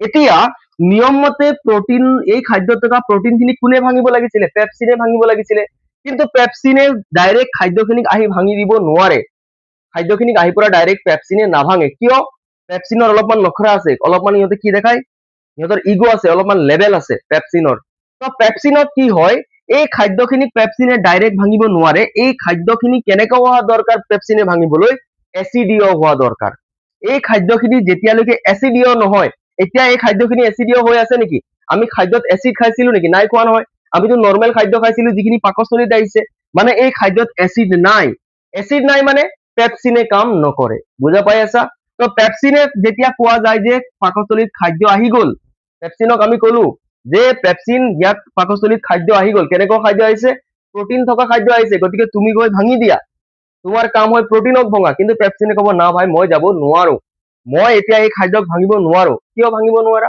কাৰণ সেই খাদ্যৰ লগত এচিড হোৱাই নাই সেই খাদ্যত এচিডে নাই আৰু যেতিয়ালৈকে খাদ্যৰ লগত এচিড মিক্স নহয় তেতিয়ালৈকেতো মই গৈ পৰা খাদ্যত থকা প্ৰটিনক নাভাঙিম বুজা গৈছে তো পেপচিনে ডাইৰেক্ট খাদ্যক নাভাঙে এতিয়া পেপচিনেতো কৈ দিলে যে খাদ্যখিনি এচিডিয় হোৱা দৰকাৰ তেতিয়াহ'লে এই খাদ্যখিনিক এচিডিয় কোনে কৰিব HCl এটা এচিড হয় তোমালোকে জানা তো খাদ্যৰ লগত কি মিক্স হ'ব এতিয়া HCl মিক্স হ'ব খাদ্যৰ লগত কি মিক্স হৈ যাব HCl মিক্স হৈ যাব আৰু খাদ্যৰ লগত যেতিয়া HCl মিক্স হৈ যাব তেতিয়া আমাৰ পেপচিন কি হৈ যাব এক্টিভ হৈ যাব সক্ৰিয় হৈ যাব HCl মিক্স নোহোৱালৈকে পেপচিনে কিবা কাম কৰিছিলে জানো নাই কৰা কিয়নো যেতিয়ালৈকে HCl মিক্স নহয় খাদ্যত বা খাদ্যখিনি যেতিয়ালৈকে আম্লিক নহয় তেতিয়ালৈকে পেপচিনে কাম কৰা নাই মানে পেপচিন কি হৈ আছে এক্টিভ হোৱা নাই তো পেপচিনক যদি এক্টিভ কৰিব লাগে খাদ্যৰ লগত কি মিক্স কৰিব লাগিব HCl মিক্স কৰিব লাগিব যেতিয়াই খাদ্যৰ লগত HCl মিক্স হৈ গ'ল এয়া এই HCl টো আহি পৰা খাদ্যৰ লগত মিক্স হৈ গ'ল এতিয়া পেপচিন এক্টিভ হৈ যায় গতিকে আমি কি ক'ব পাৰো পেপচিন ডাইৰেক্ট সক্ৰিয় হৈ নাথাকে পেপচিন সক্ৰিয় হৈ নাথাকে তাক সক্ৰিয় কৰিবলৈ কোনে হেল্প কৰে HCl হেল্প কৰে এক্সামত কুৱেশ্যন খুদি দিব পেপচিনক সক্ৰিয় কৰাত কোনে ভূমিকা লয় HCl এ ভূমিকা লয় যেতিয়ালৈকে HCl নাপায় পেপচিনে যেতিয়ালৈকে HCl নাপায় তেতিয়ালৈকে ই সক্ৰিয় নহয় আৰু যেতিয়া নিষ্ক্ৰিয় হৈ থাকে তেতিয়ালে পেপচিনক বেলেগ ৰূপত থাকে বুলি কোৱা হয় হায়াৰ ক্লাছত পাবা হলেও জানি লোৱা যেতিয়া ই এক্টিভ নাছিলে তেতিয়া পেপচিন হৈ থকাই নাছিলে পেপচিন কি হৈ আছিলে পেপচিনোজেন কি কয় পেপচিনোজেন তো এক্টিভ হলেহে পেপচিন নহলে যেতিয়ালৈকে এক্টিভ নাছিলে মানে যেতিয়ালৈকে HCl পোৱা নাই তেতিয়া কি ৰূপত আছিলে পেপচিনোজেন হৈ আছিলে আৰু যেতিয়া HCl পাই গ'ল খানাত পুৰা HCl মিক্স হৈ গ'ল এতিয়া ই পেপচিন হৈ গ'ল আৰু এতিয়া ই খাদ্যত থকা প্ৰটিনখিনি কি কৰিব ভাঙিব গতিকে আমি সিম্পলত ক'ব পাৰো পেপচিনক কোনে সক্ৰিয় কৰে HCl এ সক্ৰিয় কৰে তো HCl আহি গ'ল খাদ্যত মিক্স হৈ গ'ল পেপচিনো সক্ৰিয় হৈ গ'ল এতিয়া HCl এ কি অকল খাদ্যক আম্লিক কৰা বা এচিডিয় কৰা কাম মাত্ৰ কৰে নেকি বা HCl এ অকল পেপচিনক সক্ৰিয় কৰা কাম মাত্ৰ কৰে নেকি এনেকা নহয় HCl এ আৰু এটা ইম্পৰ্টেন্ট ৰুল আমাৰ লাইফত লাইফত আমাৰ ইম্পৰ্টেন্ট এটা ৰুল কি কৰি আছে ই পালন কৰি আছে কি কৰে আমি খাদ্য যেতিয়া খাওঁ খাদ্যৰ লগত কেতিয়াবা আমি অপ্ৰয়োজনীয় লেতেৰা বীজাণুবিলাক অপ্ৰয়োজনীয় বস্তু কিছুমান বেক্টেৰিয়া কিছুমান বীজাণু কিছুমান কি কৰি দিওঁ খাই দিওঁ যিখিনি আমাৰ বডিৰ বাবে বেয়া হয় আমি খাদ্য খাওঁতে যিমান পাৰো চাফ চিকুণ কৰিয়ে খাওঁ হলেও চাফ চিকুণ কৰিলেও যিমান যি চাফ চিকুণ নকৰো কিয় খানা খাওঁতে অলপ চলপ বেক্টেৰিয়া আমাৰ পেটলৈ মানে পাকস্থলীলৈ যায় তো যদি আমাৰ পাকস্থলীলৈ বেক্টেৰিয়া কিছুমান গৈছে অপ্ৰয়োজনীয় তেতিয়াহ'লেতো আমি বেমাৰ হ'ব লাগিছিলে কিয়নো আমি ডেইলি খানা খাই আছো মানে ডেইলি কিছুমান বীজাণু অলাগতিয়াল বীজাণু যিবিলাক আমাৰ কাৰণে প্ৰয়োজনীয় নহয় সেইবিলাক খাই আছো গতিকে পাকস্থলী যদি প্ৰৱেশ কৰিছে আমিতো ডেইলি বেমাৰ হ'ব লাগিছিলে কিন্তু হওঁ জানো নহওঁ ন কিয় নহওঁ কিয়নো আমাৰ যে এই পাকস্থলীত যে HCl আছে সি আৰু এটা কাম কৰে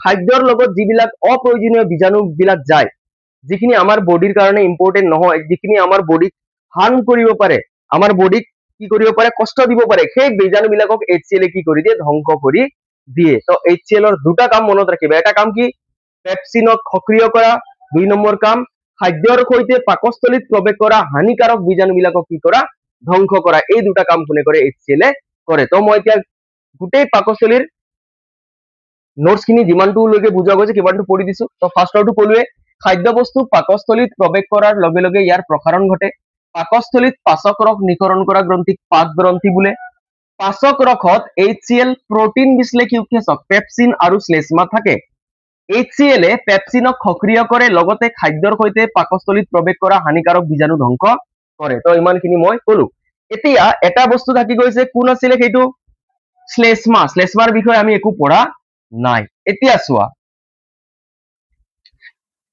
এইটো হৈ গ'ল আমাৰ পাকস্থলী, এইটো হৈ গ'ল আমাৰ পাকস্থলীৰ বেৰ, অলপ ডাঠ কৰি দিছো পাকস্থলীৰ বেৰটো ব্লেক কালাৰত।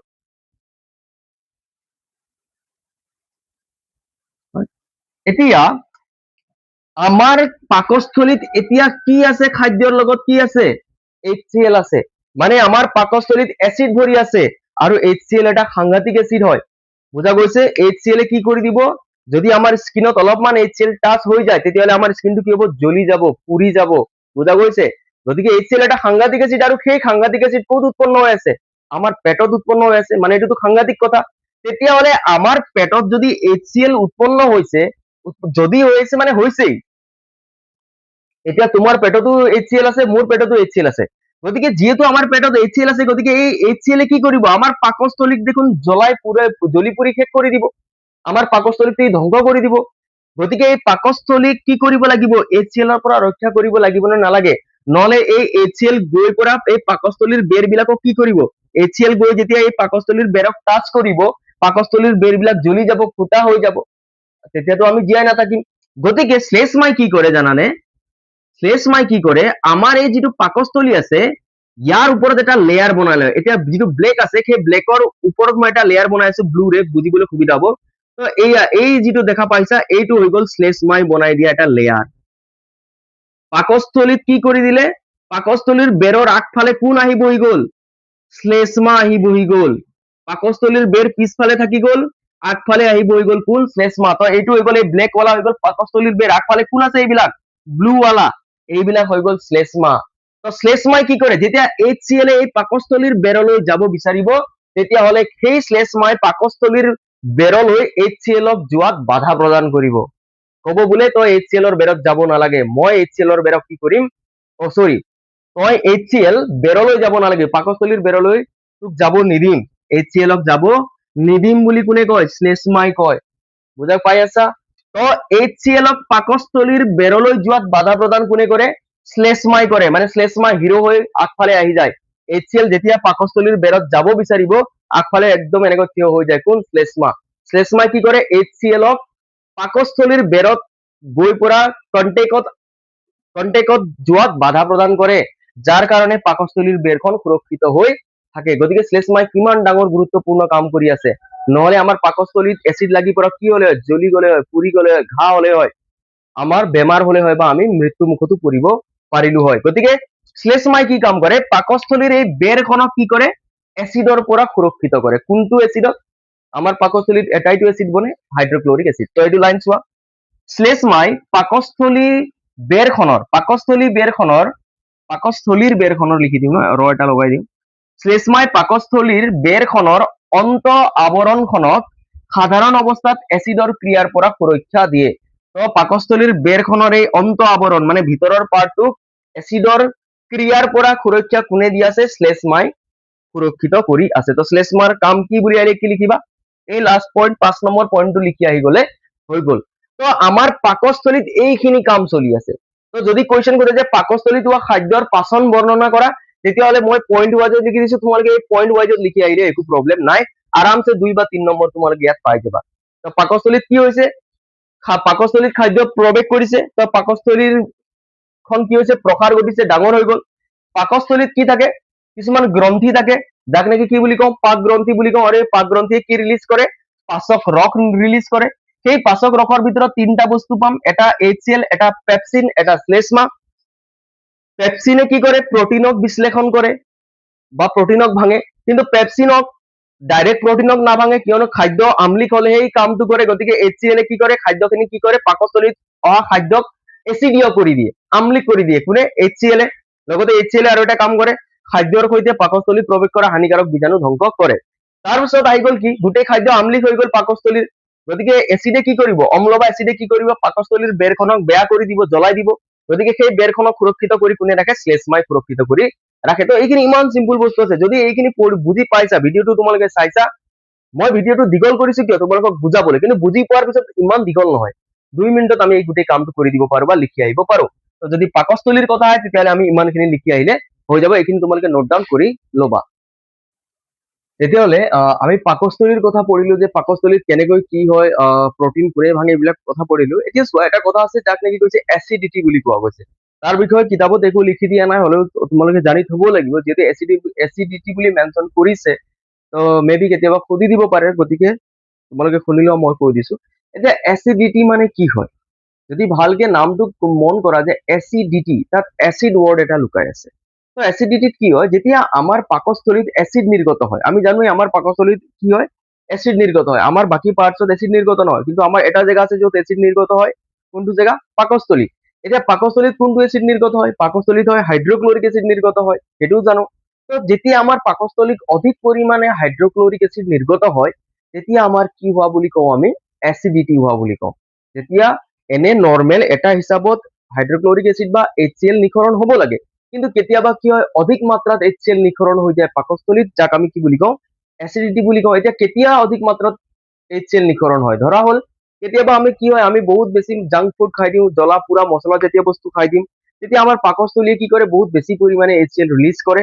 আৰু সেই এচিডে কি কৰে, আমাৰ ইমানে বেছি এচিড ৰিলিজ কৰিব, যিবিলাকে আমাৰ পাকস্থলীৰ বেৰ বিলাককো কেতিয়াবা অলপমান টাচ কৰি দিয়ে। সেইবাবে গেছ হলে আমাৰ পেট বিষাই বুলি আমি কওঁ, আমাৰ পেটত জ্বলা পোৰা কৰিছে বুলি কওঁ। পেটত মানে পাকস্থলীত। তো আমাৰ পাকস্থলীত কিয় জ্বলা পোৰা কৰিলে? কিয়নো এচিডিটিৰ কাৰণে আমাৰ পাকস্থলীত অধিক মাত্ৰাত HCl নিঃসৰণ হ'ল, যি আমাৰ পাকস্থলীৰ বেৰখিনিক শ্লেষ্মাই ৰক্ষণাবেক্ষণ দিব, কিন্তু এটা লিমিটতে দিব পাৰে। যদি বহুত পৰিমাণে নিৰ্গত হৈ যায়, তেতিয়াহ'লে শ্লেষ্মাই ইমান ভালকে কাম কৰিব নোৱাৰে, যাৰ বাবে কেতিয়াবা আমাৰ পাকস্থলীৰ বেৰখনকো কেতিয়াবা টাচ কৰি দিয়ে এচিডে, যাৰ কাৰণে পেটত কি হয়, পুৰা জ্বলা পোৰা অনুভৱ হয়, বা পাকস্থলীত জ্বলা পোৰা অনুভৱ হয়। সেইটো এটা কথা। আৰু কেতিয়াবা আমাৰ বুকুতো জ্বলা পোৰা কৰে গেছ হলে, বা এচিডিটি হলে কি হয়, গেছ হোৱা বুলি কয়। এনে আমাৰ গাঁৱলীয়া ভাষাত নৰ্মেল কি কয়, গেছ হৈছে বুলি কয়।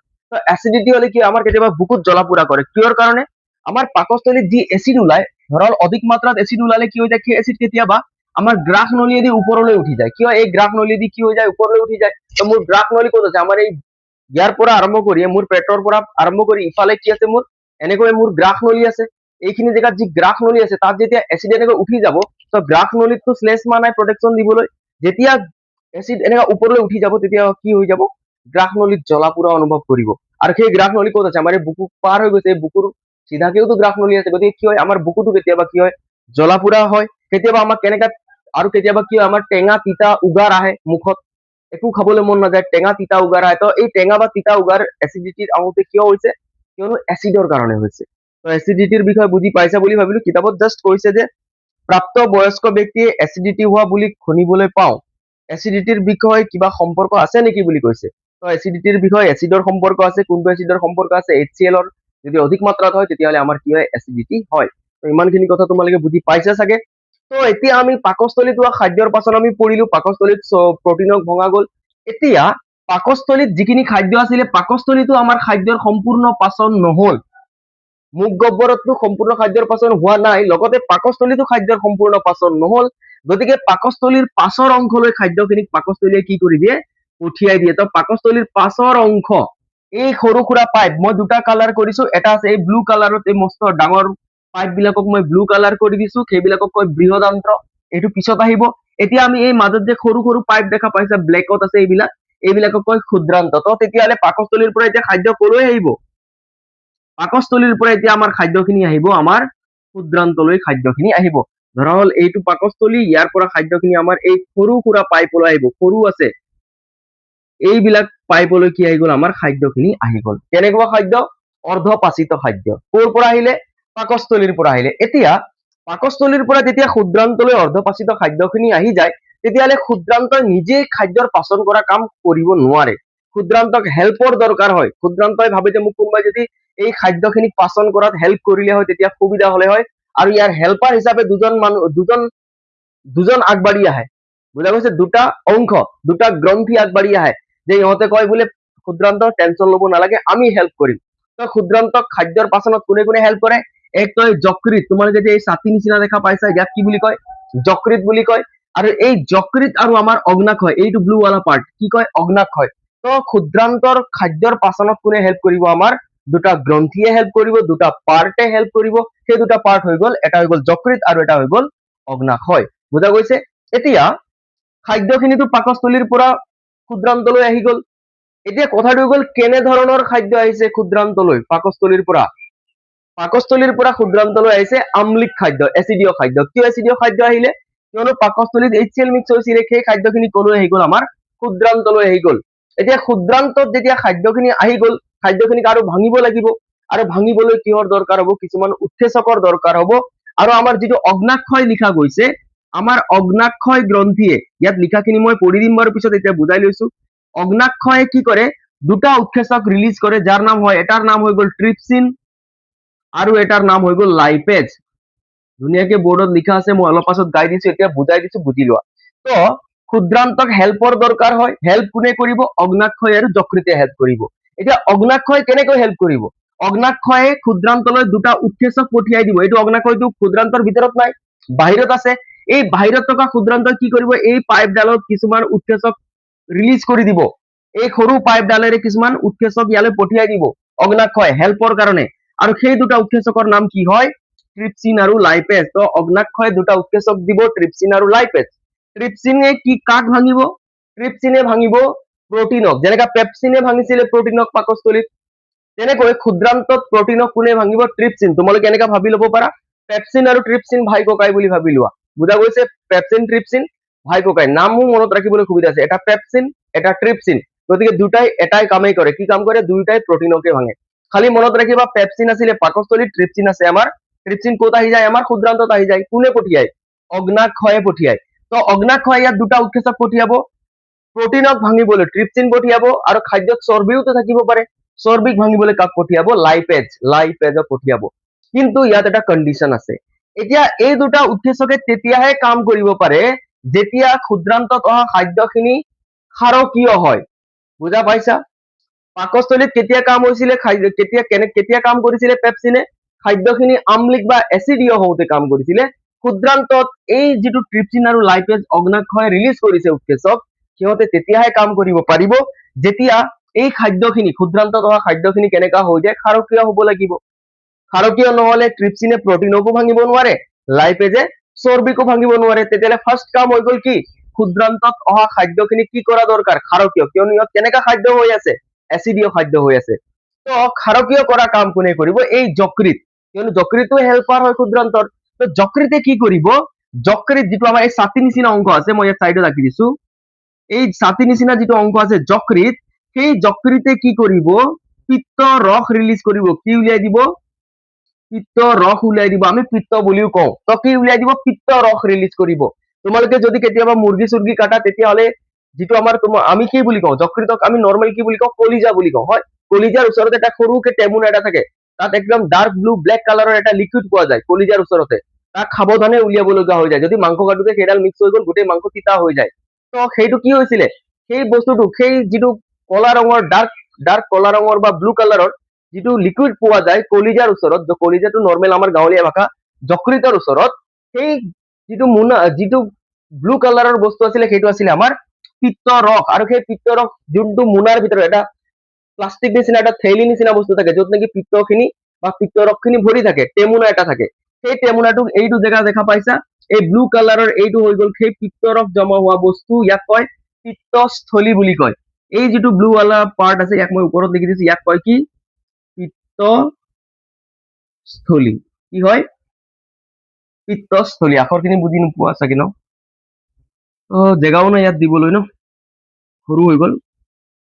এই যিটো মোনা নিচিনা বস্তু আছে যকৃতৰ ওচৰত, যকৃততে লাগি থকা এই মোনা যিটো আছে, ইয়াক কয় পিত্তস্থলী বুলি কয়। এনেকা এটা মোনা আছে, এইটো যকৃত হৈ গ'ল, ধৰা হ'ল, দেখা পাই আছা?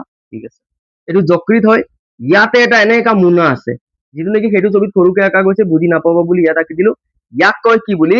ইয়াক কয় পিত্তস্থলী বুলি কয়। কি বুলি কয়? পিত্তস্থলী বুলি কয়। তো যকৃতে কি উৎপন্ন কৰে? যকৃতে পিত্ত ৰস বনায়। কি বনায়? পিত্ত ৰস বনায়। কোনটো পিত্ত ৰস? যোনটো আমি মুৰ্গী কাটোতে এই কলিজাৰ ওচৰত ডাৰ্ক ব্লু বা ব্লেক কালাৰৰ দেখা পাম। যদি কোনোবাই কাটিছা মুৰ্গী, গম পাবা, সৰুকে থাকিব এটা এটা মোনা থাকে, তাৰ ভিতৰতে সেই ডাৰ্ক ব্লু বা ব্লেক কালাৰৰ এটা লিকুইড পোৱা যায়, যাক কয় পিত্ত ৰস বা আমি পিত্ত বুলি কওঁ। সেই যিটো মোনাত জমা হৈ আছে, যিটো মোনা হয়, সেই মোনাটোৰ নাম হৈ গ'ল পিত্তস্থলী। আৰু এই পিত্তস্থলীৰ ভিতৰতে সেই ডাৰ্ক ব্লু ৱালা পাৰ্ট পোৱা যায়, যাক কয় পিত্ত ৰস বা পিত্ত। তেতিয়াহ'লে যকৃতে কি বনায়? যকৃতে বনায় পিত্তৰস, আৰু পিত্তৰস বনালেই নহব, তাক ষ্ট'ৰ কৰি ৰাখিব লাগে। ক'ত ষ্ট'ৰ কৰে? পিত্তস্থলীত ষ্ট'ৰ কৰে। তো এইডাল মই ইয়াত আঁকিবলৈ ট্ৰাই কৰিছো, এই যিটো ভিতৰত এনেকা ব্লেক কালাৰৰ মোনা নিচিনা বনাইছো, সেইটো হৈ গ'ল পিত্তস্থলী। আৰু এই পিত্তস্থলীৰ ভিতৰতে কি পোৱা যাব? পিত্তৰস পোৱা যাব। আশা কৰো বুজা পাইছা। এতিয়া এই যিটো অগ্নাশয়ৰ যে দুটা উৎসেচক আছিলে ট্ৰিপচিন আৰু লাইপেজে, ইহঁতে ক্ষুদ্ৰান্তত থকা খাদ্যটো আম্লিক হৈ আছে, গতিকে ইহঁতে সেই খাদ্যত থকা চৰ্বি বা প্ৰটিনক ভাঙিব নোৱাৰে। গতিকে কেতিয়া ভাঙিব পাৰিব ইহঁতে সেই খাদ্য? যেতিয়া খাদ্যখিনি কি হৈ যায়? ক্ষাৰকীয় হৈ যায়। ক্ষাৰকীয় হৈ যায়। এতিয়া তোমালোকে ক্লাছ 8ত পাইছা এচিড আৰু ক্ষাৰক। এচিডৰ কেনেকা সোৱাদ থাকে? টেঙা। ক্ষাৰকৰ কেনেকা সোৱাদ থাকে? তিতা। তো এচিড মানে টেঙা বুলি বুজো আমি, ক্ষাৰক মানে তিতা বুলি বুজো। এতিয়াৰ কাৰণে ইমানটো বুজিলে হৈ গ'ল। তো যিটো আমাৰ পিত্ত ৰস আছে সি কেনেকা থাকে? তিতা থাকে, মানে সি ক্ষাৰকৰ কাম কৰিব। তেতিয়াহ'লে এতিয়া কি হৈ যাব আমাৰ? ইয়াৰ পৰা পিত্ত ৰস ওলাব, যকৃতৰ পৰা পিত্ত ৰস ওলাব, আৰু সেই পিত্ত ৰসখিনি আহি পৰা এই ক্ষুদ্ৰান্তলৈ সোমাই যাব। পিত্তৰস খিনি যকৃতে কলৈ পঠিয়াই দিব? যকৃতে যিটো পিত্তৰস বনাইছে সেই পিত্তৰস কলৈ পঠিয়াই দিব? ক্ষুদ্ৰান্তত পঠিয়াই দিব, আৰু ক্ষুদ্ৰান্তত থকা খাদ্যৰ লগত পিত্তৰস মিক্স হ'ব, আৰু খাদ্যখিনি আম্লিকৰ পৰা কিয়লৈ কনভাৰ্ট হৈ যাব? একজেক্টলি ক্ষাৰকলৈ কনভাৰ্ট হৈ যাব।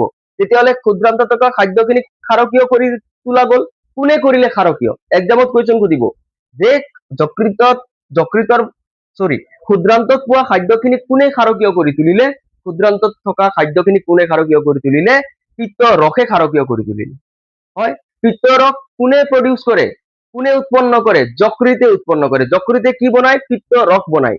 আৰু সেই পিত্ত ৰসক ক'ত ষ্ট'ৰ বা জমা কৰি ৰাখে? পিত্তস্থলীত জমা কৰি ৰাখে। আৰু সেই পিত্তস্থলীত যি পিত্ত ৰস জমা হৈছে সেই পিত্ত ৰস লাহেকে ৰিলিজ কৰি দিব কলৈ? ক্ষুদ্ৰান্তলৈ। আৰু তাত থকা খাদ্যৰ লগত মিক্স হৈ খাদ্য কি কৰি তুলিব? ক্ষাৰকীয় কৰি তুলিব। এতিয়া যিহেতু খাদ্য ক্ষাৰকীয় হ'ল, এতিয়া ট্ৰিপচিন আৰু লাইপেজে কি কৰিব পাৰে? কাম কৰিব পাৰে। ট্ৰিপচিনে কি কাম কৰে? এই খাদ্যত থকা প্ৰটিন খিনিক ভঙা কাম কৰে ট্ৰিপচিনে। অলৰেডি পেপচিনেও প্ৰটিনক ভাঙিছিলে, অলপ সৰু কৰিছিলে, কিয় ভাঙিছিলে? আৰু তাৰ উপৰিও আৰু যদি কিবা থাকি গ'ল প্ৰটিনক ভাঙিবলৈ, যদি আৰু সৰু কৰিবলৈ থাকি গ'ল, সেই কামটো কোনে কৰিব? ট্ৰিপচিন। তো ট্ৰিপচিনে প্ৰটিনক ভাঙিব, আৰু লাইপেজে কাক ভাঙিব? চৰ্বিক ভাঙিব। আৰু এটা কথা, লাইপেজে চৰ্বিক ভাঙিব, কিন্তু এই চৰ্বিক অলৰেডি কোনোবাই ভাঙি থৈ দিছে, পাকস্থলীত ভঙা হোৱা নাই, ইয়াতে কোনোবাই অলৰেডি ভাঙি থৈছে।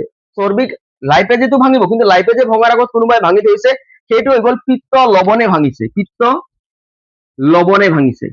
আমাৰ পিত্ত ৰসৰ ভিতৰত কি পোৱা যায়? পিত্ত ৰসৰ ভিতৰত পিত্ত লৱণ পোৱা যায়। পিত্ত ৰস কোনে ৰিলিজ কৰে? যকৃতে ৰিলিজ কৰে। যকৃতৰ পৰা ওলাই পিত্ত ৰস। পিত্ত ৰসে কি কাম কৰিলে? খাদ্যক ক্ষাৰকীয় কৰি তুলি দিলে। হয়, আৰু লগতে এই পিত্ত ৰসৰ ভিতৰত এটা বস্তু পোৱা যায় যাক কয় পিত্ত লৱণ। কি কয়? পিত্ত লৱণ। আৰু এই পিত্ত লৱণে কি কৰে? চৰ্বিৰ যিখিনি খাদ্যৰ লগত যিখিনি চৰ্বি আহিছিলে, চৰ্বিৰ ডাঙৰ ডাঙৰ টুকুৰা আহিছিলে, ডাঙৰ বুলি ক'বলৈ একেবাৰে এইডাল এইডাল নহয় আকৌ, খাদ্যৰ ভিতৰত আমাৰ এই সৰু পাইপৰ ভিতৰত অলপমান ডাঙৰ মানেও ডাঙৰে বুজা যায়। তো আমাৰ যিখিনি খাদ্যৰ লগত চৰ্বিৰ ডাঙৰ ডাঙৰ টুকুৰা আছিলে সেইবিলাকক সৰু সৰু বনাই দিয়ে। ধৰা হ'ল খাদ্যৰ ক্ষুদ্ৰান্তত অহা খাদ্যত চৰ্বিৰ টুকুৰাখিনি এইডাল এইডাল ডাঙৰ আহিছিলে। এতিয়া এই চৰ্বি কোনে ভাঙিব লাগিব? লাইপেজে ভাঙিব লাগিব। কিন্তু লাইপেজক এই ডাঙৰ ডাঙৰ চৰ্বিৰ টুকুৰা ভঙাত অসুবিধা হ'ব, ভালকে ভাঙিব নোৱাৰিব, ভালকে বিশ্লেষণ কৰিব নোৱাৰিব। গতিকে এই টুকুৰাবিলাকক সৰু কৰি দিয়া কাম কোনে কৰে? পিত্ত লৱণে কৰে। তো পিত্ত লৱণে এই চৰ্বিবিলাকক কি কৰে? ইমান ডাঙৰ ডাঙৰ নকৰি এইবিলাকক এনেকা সৰু সৰু সৰু সৰু সৰু সৰু টুকুৰালৈ কনভাৰ্ট কৰি দিয়ে। তো লাইপেজে চৰ্বিক বিশ্লেষণ কৰে, কিন্তু লাইপেজে বিশ্লেষণ কৰাৰ আগতে আৰু এটা বস্তুৱে বিশ্লেষণ কৰে, সেইটো হৈ গ'ল পিত্ত লৱণ। আৰু এই পিত্ত লৱণ ক'ত থাকে? পিত্ত ৰসৰ ভিতৰতে পোৱা যায়। আশা কৰো বুজা পালা। তো যেতিয়া আমাৰ কি হৈ গ'ল? পিত্ত ৰসে ক্ষাৰকীয় কৰি দিলে, পিত্ত লৱণে কি কৰিলে? ডাঙৰ ডাঙৰ চৰ্বিৰ টুকুৰা সৰু কৰি দিলে, যাক নেকি কয়, এই যে ডাঙৰ টুকুৰা সৰু কৰিলে পিত্ত লৱণে, তাক চাইণ্টিফিক ভাষাত কয় চৰ্বিৰ ইমালচিফিকেশ্যন। ধুনীয়াকে ইয়াত লিখা আছে, মই বুজাই দিম, মই পঢ়ি দি আছো। ইয়াত কি লিখা আছে? চৰ্বিৰ ইমালচিফিকেশ্যন বুলি কয়। চৰ্বিৰ ইমালচিফিকেশ্যন মানে কোনো ডাঙৰ বস্তু নহয়, চৰ্বিৰ ডাঙৰ ডাঙৰ টুকুৰা সৰু সৰু কৰা কামটোকে, প্ৰচেছটোকে কি বুলি কয়? চৰ্বিৰ ইমালচিফিকেশ্যন বুলি কয়। আৰু চৰ্বিৰ ইমালচিফিকেশ্যন কোনে কৰে? পিত্ত লৱণে কৰে। পিত্ত লৱণ ক'ত পোৱা যায়? পিত্ত ৰসত পোৱা যায়। তো যেতিয়া চৰ্বিৰ টুকুৰাবিলাকো ভাঙিলে, খাদ্যখিনিও কি হৈ গ'ল? ক্ষাৰকীয় হৈ গ'ল, তেতিয়া কি হয়? আমাৰ অগ্নাশয় ৰসে ৰিলিজ কৰা ট্ৰিপচিন নামৰ উৎসেচকে কি কৰে? তাত থকা প্ৰটিনখিনিক ভাঙি দিয়ে। আৰু লাইপেজে কি কৰে? তাত থকা চৰ্বিখিনিক ভাঙি দিয়ে। বুজা গৈছে? তো এইখিনি কথা এতিয়া আমি এইখিনি ভঙা চিঙা কামটো আমি কি হৈছে এতিয়া আমি ইয়াত লিখাকে পঢ়ো। তো ক্ষুদ্ৰান্তত খাদ্যৰ পাচন কেনেকৈ হৈছে ইয়াত লিখা গৈছে। আৰু এইখিনি জেগাত তোমালোকে অলপমান মানে কি কৰিছে? ৰিফ্লেকশ্যন এটা পৰিছে মই দেখা পাই আছো। এতিয়া ইয়াক হটাবলৈ কি হয়, মই এনেকে আগফালে আহিলে হটে, তো আগফালৰ পৰা পোহৰ আহিছে, সেই পোহৰটোক ৰখিব নোৱাৰি। কিন্তু মই সেইবাবে কি কৰিছো, সেই গোটেইখিনি সেইবাবে মই পঢ়ি দিছো, যাতে যদি আখৰ নুবুজা তেতিয়াও কি লিখা আছে তোমালোকে নোট ডাউন কৰিব পাৰা। তো মই পঢ়ি দিছো, ক্ষুদ্ৰান্ত মানে ক্ষুদ্ৰান্তত হোৱা খাদ্যৰ পাচন। তো চোৱা, ফাৰ্ষ্ট পইণ্ট, ক্ষুদ্ৰান্তটো পাচন নলীৰ আটাইতকৈ দীঘল অংশ।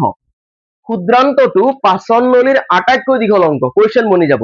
তো এইটো পাচন নলী, আমাৰ পাচন নলী কি হয় মই বুজালো। তো পাচন নলীৰ চবতকৈ দীঘল অংশ কি? দুটা ৱৰ্ড থাকে, এটা থাকে দীঘল, এটা ডাঙৰ। আমি ডাঙৰৰ বিষয়ে কথা পতা নাই, আমি কিহৰ বিষয়ে কথা পাতিছো, দীঘলৰ কথা পাতি আছো। তো আমাৰ ক্ষুদ্ৰান্তটোৱে হৈছে পাচন নলীৰ আটাইতকৈ দীঘল অংশ, মনত ৰাখি ল'বা। তো ক্ষুদ্ৰান্তটো পাচন নলীৰ আটাইতকৈ দীঘল অংশ। ক্ষুদ্ৰান্ত অংশতেই খাদ্যৰ শৰ্কৰা, প্ৰটিন আৰু চৰ্বিসমূহৰ সম্পূৰ্ণ পাচন হয়। তো খাদ্যত থকা শৰ্কৰাই হওক, প্ৰটিনেই হওক, চৰ্বিয়ে হওক, সম্পূৰ্ণ পাচন ক'ত হয়, ক্ষুদ্ৰান্ততে হয়। তো এক্সামত সুধি দিব পাৰে খাদ্যৰ সম্পূৰ্ণ পাচন, এইবিলাক নাম মেনশ্যন নকৰাকে ডাইৰেক্ট সুধি দিব যে খাদ্যৰ সম্পূৰ্ণ পাচন ক'ত হয়। তো খাদ্যৰ সম্পূৰ্ণ পাচন ক'ত হয়, ক্ষুদ্ৰান্ত অংশতে হয়। মুখ গহ্বৰতো খাদ্যৰ সম্পূৰ্ণ পাচন নহয়, পাকস্থলীতো সম্পূৰ্ণ পাচন নহয়। খাদ্যৰ যদি সম্পূৰ্ণ পাচন হ'ব লাগে তেতিয়াহ'লে কোনটো জেগাত হ'ব, ক্ষুদ্ৰান্ততে খাদ্যৰ সম্পূৰ্ণ পাচন হয়। তো ফাৰ্ষ্ট পইণ্ট তোমালোকক মই পঢ়ি দিলো, লিখি ল'বা। পইণ্ট নম্বৰ 2, ক্ষুদ্ৰান্তত পাচক গ্ৰন্থি, যকৃত আৰু অগ্নাশয় নিঃসৰণ কৰা পাচক ৰস আহি পৰে। তো ক্ষুদ্ৰান্তত কি হয়, কিছুমান জুচ আহে, ৰস আহে, সেইবিলাক কোনে ৰিলিজ কৰে, কলোৱে ক্ষুদ্ৰান্তক হেল্প কোনে কৰিছিলে, অগ্নাশয় আৰু যকৃত। অগ্নাশয় আৰু যকৃতে কি কৰিব, পাচক ৰস পঠিয়াব, হয়, জুচ পঠাব, পাচক ৰস পঠিয়াব। সেই পাচক ৰসতে কি থাকিব, উৎসেচক বিলাক থাকিব, যিবিলাকৰ কথা মই অলৰেডি কলো। তো এইটো 2 নম্বৰ পইণ্ট কি লিখা গৈছে, ক্ষুদ্ৰান্তত পাচক গ্ৰন্থি, যকৃত আৰু অগ্নাশয় নিঃসৰণ কৰা পাচক ৰস আহি পৰে। তো যকৃত আৰু অগ্নাশয়ক কি বুলি কৈছে, পাচক গ্ৰন্থি বুলি কৈছে, কিয়নো ইহঁতেও খাদ্যৰ পাচনত হেল্প কৰি দিছে।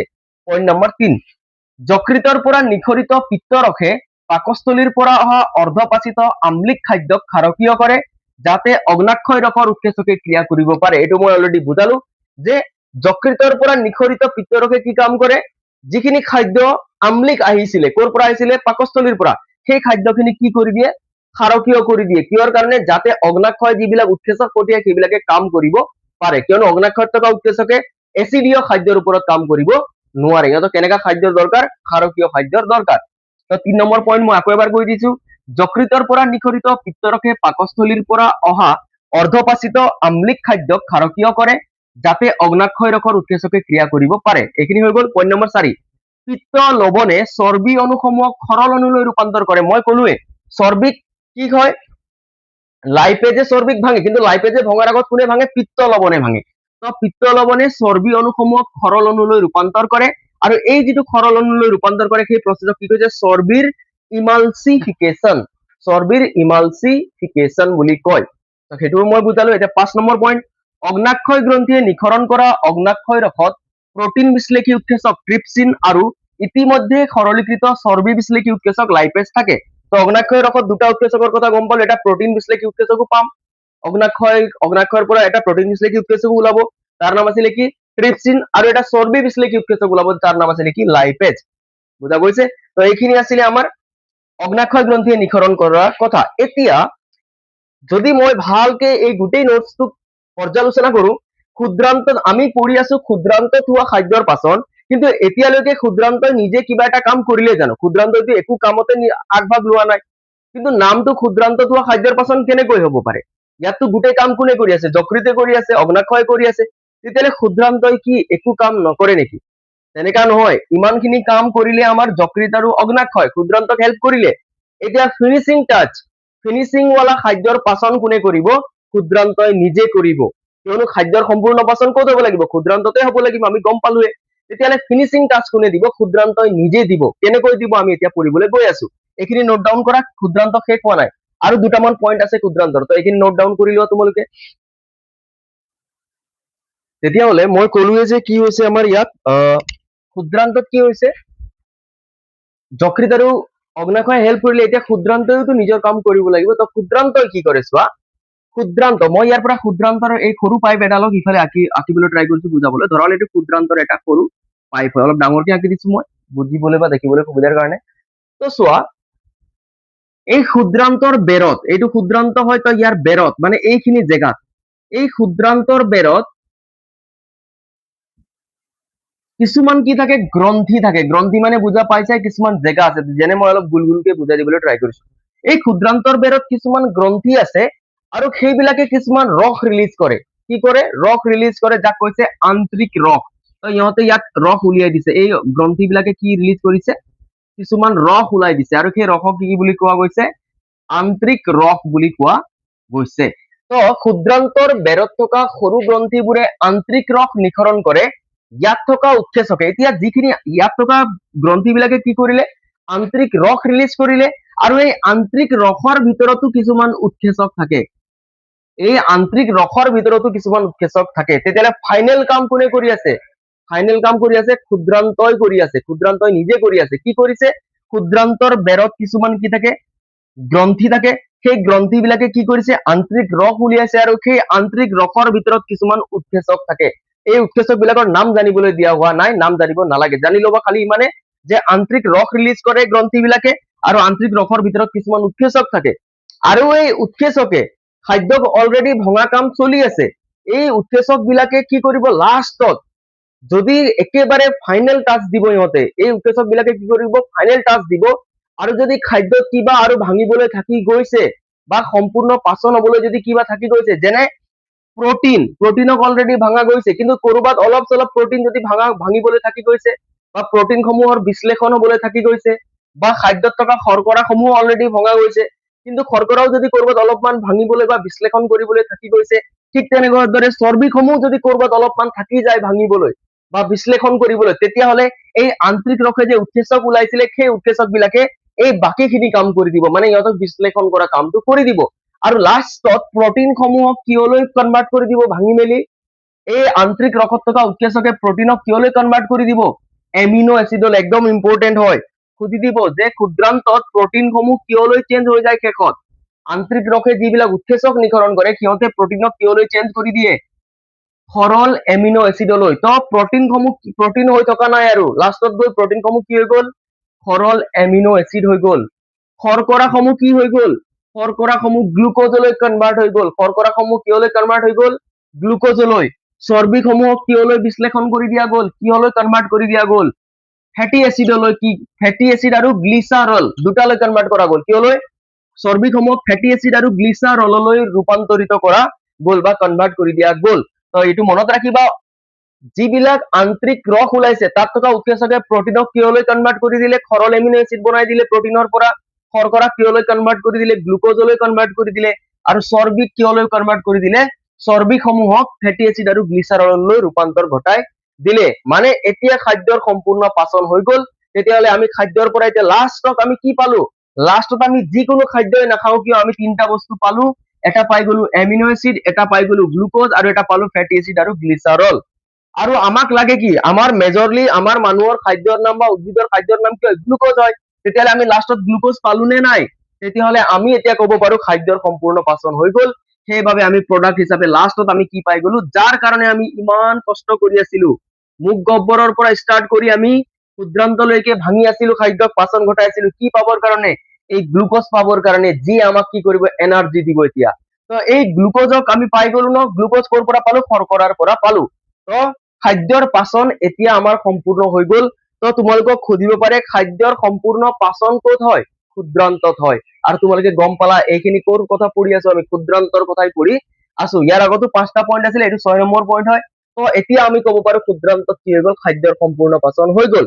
এতিয়া খাদ্যখিনি যদি ক্ষুদ্ৰান্ততে থাকি যায়, এই খাদ্যখিনি যদি ক্ষুদ্ৰান্তৰ ভিতৰতে থাকি যায়, তেতিয়াহ'লে কি সেই খাদ্যই আমাক এনাৰ্জি দিব নেকি? নিদিয়ে।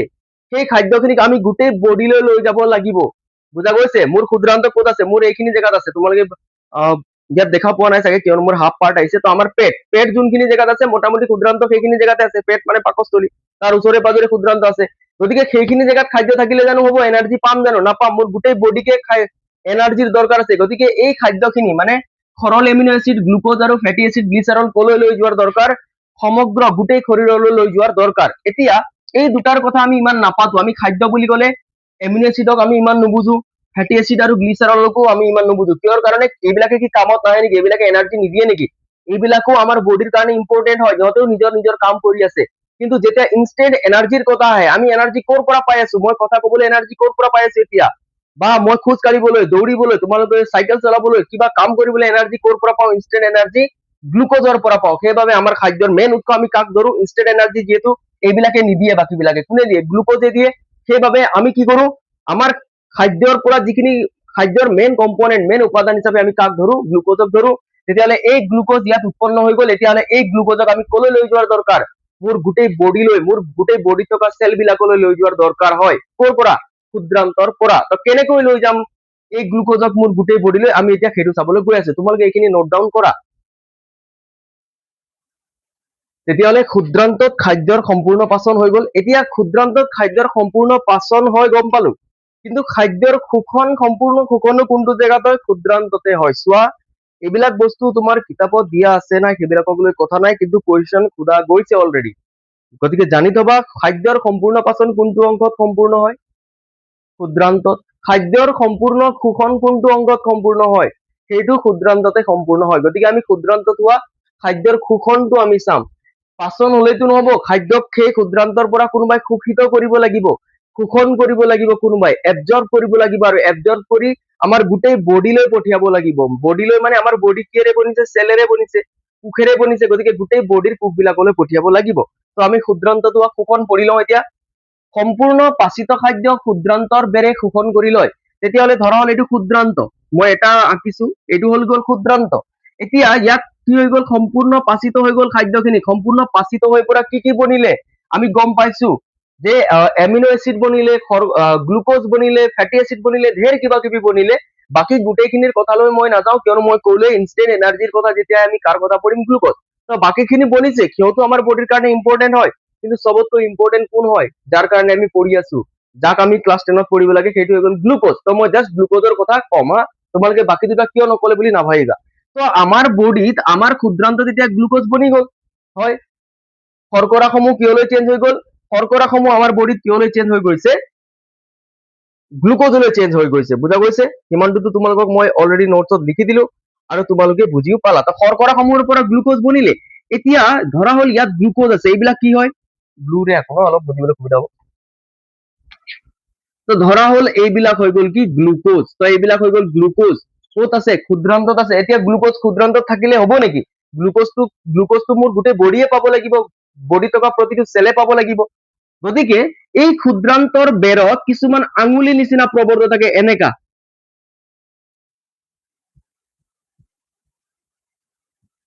হাজাৰ হাজাৰ থাকিব এইবিলাক এনেকা কিছুমান ক্ষুদ্ৰান্তৰ বেৰত সৰু সৰু কিছুমান আঙুলি নিচিনা প্ৰবৰ্ত থাকে যাক নেকি কি বুলি কয় ভিলাই বুলি কয় কি বুলি কয় ভিলাই বুলি কয় তোমালোকে দেখি পোৱা নাই চাগে ন বেছিয়ে সৰু হৈছে তো মই ক্ষুদ্ৰান্ত আৰু ডাঙৰকে আঁকি দিছো এইটো হৈ গ'ল আমাৰ ক্ষুদ্ৰান্ত এই ক্ষুদ্ৰান্তত কিছুমান এনেকা আঙুলি নিচিনা প্ৰবৰ্ত থাকে আঙুলি নিচিনা বস্তু থাকে যাক কি বুলি কয় ভিলাই বুলি কয় তো এইবিলাক কি হৈ গ'ল ভিলাই ক'ত আছে ভিলাই ক'ত পোৱা যায় ক্ষুদ্ৰান্তত নে বৃহদান্ত্ৰত ভিলাই নাপায় ভিলাই ক'ত পায় ক্ষুদ্ৰান্তত পায় আৰু ক্ষুদ্ৰান্তত থকা এই ভিলাই বিলাকে এইবিলাক যে ইয়াত যে গ্লুকোজ বনি গৈছে সেই গ্লুকোজক কি কৰি লয় এবজৰ্ব কৰি লয় এতিয়া ভিলাইৰ ভিতৰত কোন সোমাই গ'ল কাক শোষণ কৰিলে ভিলাই বিলাকে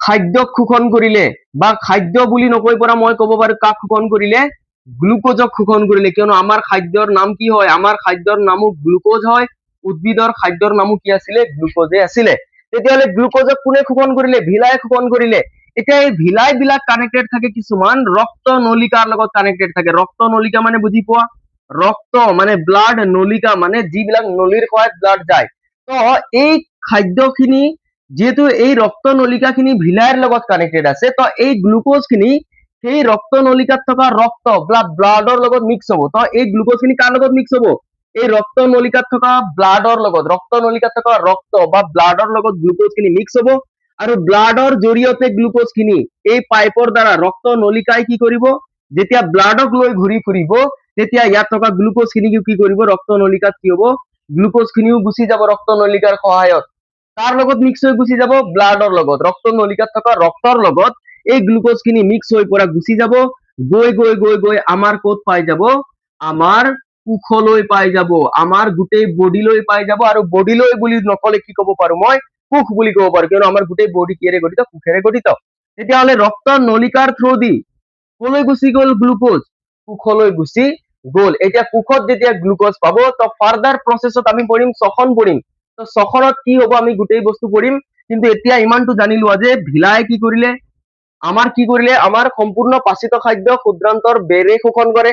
ক্ষুদ্ৰান্তৰ বেৰে কেনেকৈ শোষণ কৰিব, কিয়নো বেৰত কি আছে, ক্ষুদ্ৰান্তৰ বেৰত কিছুমান আঙুলি সদৃশ প্ৰবৰ্ধক থাকে, এই প্ৰবৰ্ধবোৰক ভিলাই বুলি কোৱা হয়। তো ভিলাই আছে, ভিলাইৰ বেৰ ৰক্তবাহী জালিকাৰে আবেষ্টিত থাকে, ভিলাইৰ বেৰ ৰক্তবাহী জালিকাৰে আবেষ্টিত থাকে। তই ভিলাইৰ বেৰ বিলাকত কি থাকে, গোটেই ৰক্তবাহী জালিকা থাকে, ৰক্তবাহী নলিকা থাকে।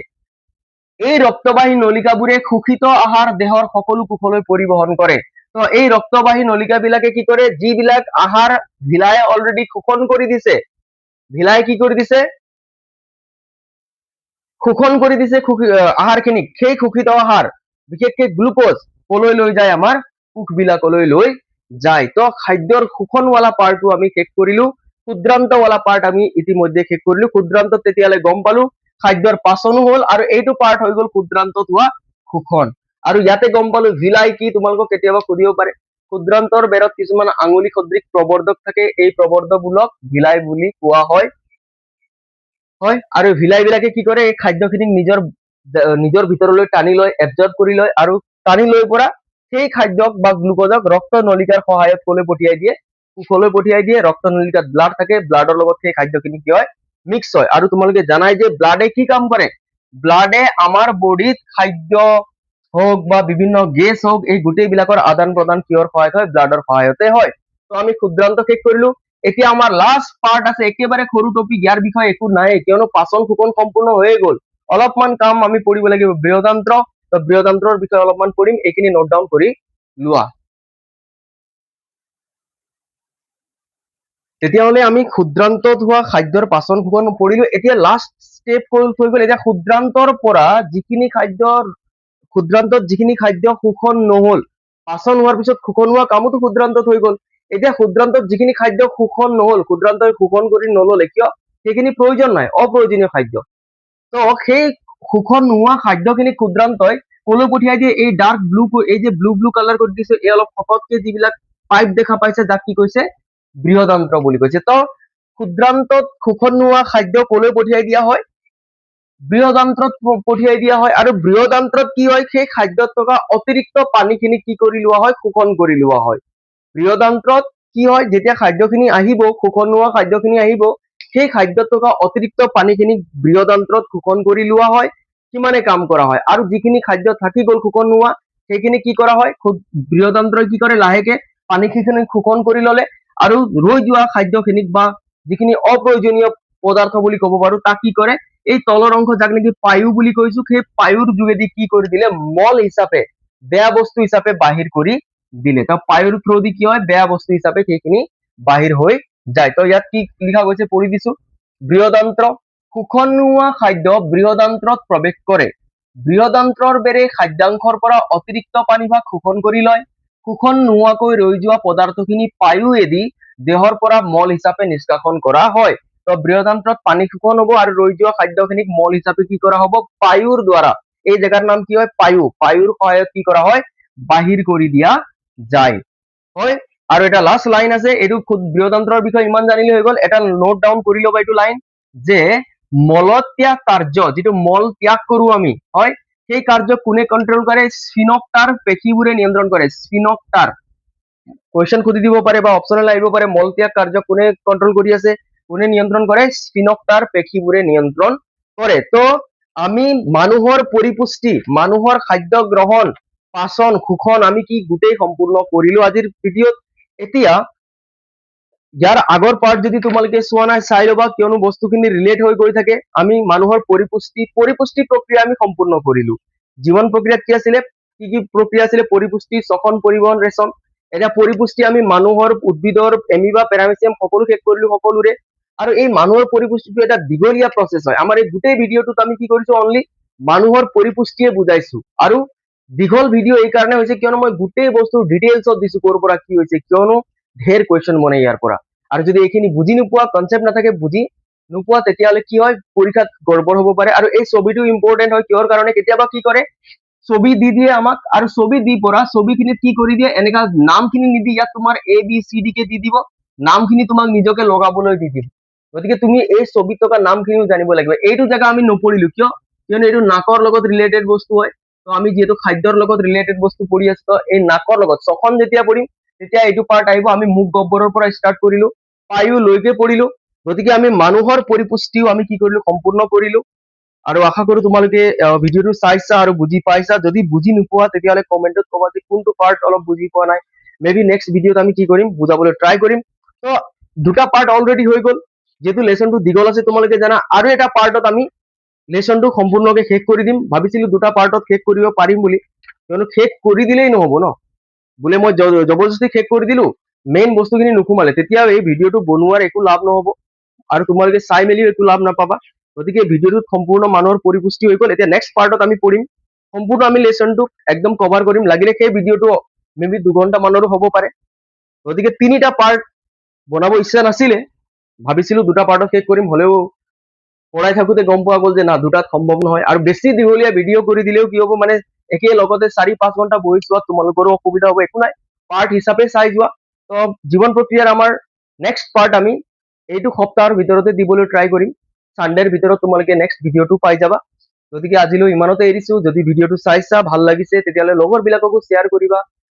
তেওঁলোকেও ছাবস্ক্ৰাইব কৰিব ন, তেতিয়া অলপ ভিউজ বাঢ়িব, অলপ ছাবস্ক্ৰাইবাৰ হ'লে কি হ'ব, সাহস এটা পোৱা যায় যে ভিডিঅ'খিনি চাই আছে, কিবা লাভ হৈছে, তো আৰু বনাবলৈ সাহস পাম। যি কি নহওক, নেক্সট পাৰ্টত আকৌ লগ পাম আমি। গোটেই লেচনটো তেতিয়া কভাৰ হৈ যাব, শেষ কৰি দিম। তো আজিলৈ ইমানতে এৰিছো। সকলোকে ধন্যবাদ জনাইছো। ভিডিঅ'টো যিমান পাৰা শ্বেয়াৰ কৰিবা। ধন্যবাদ।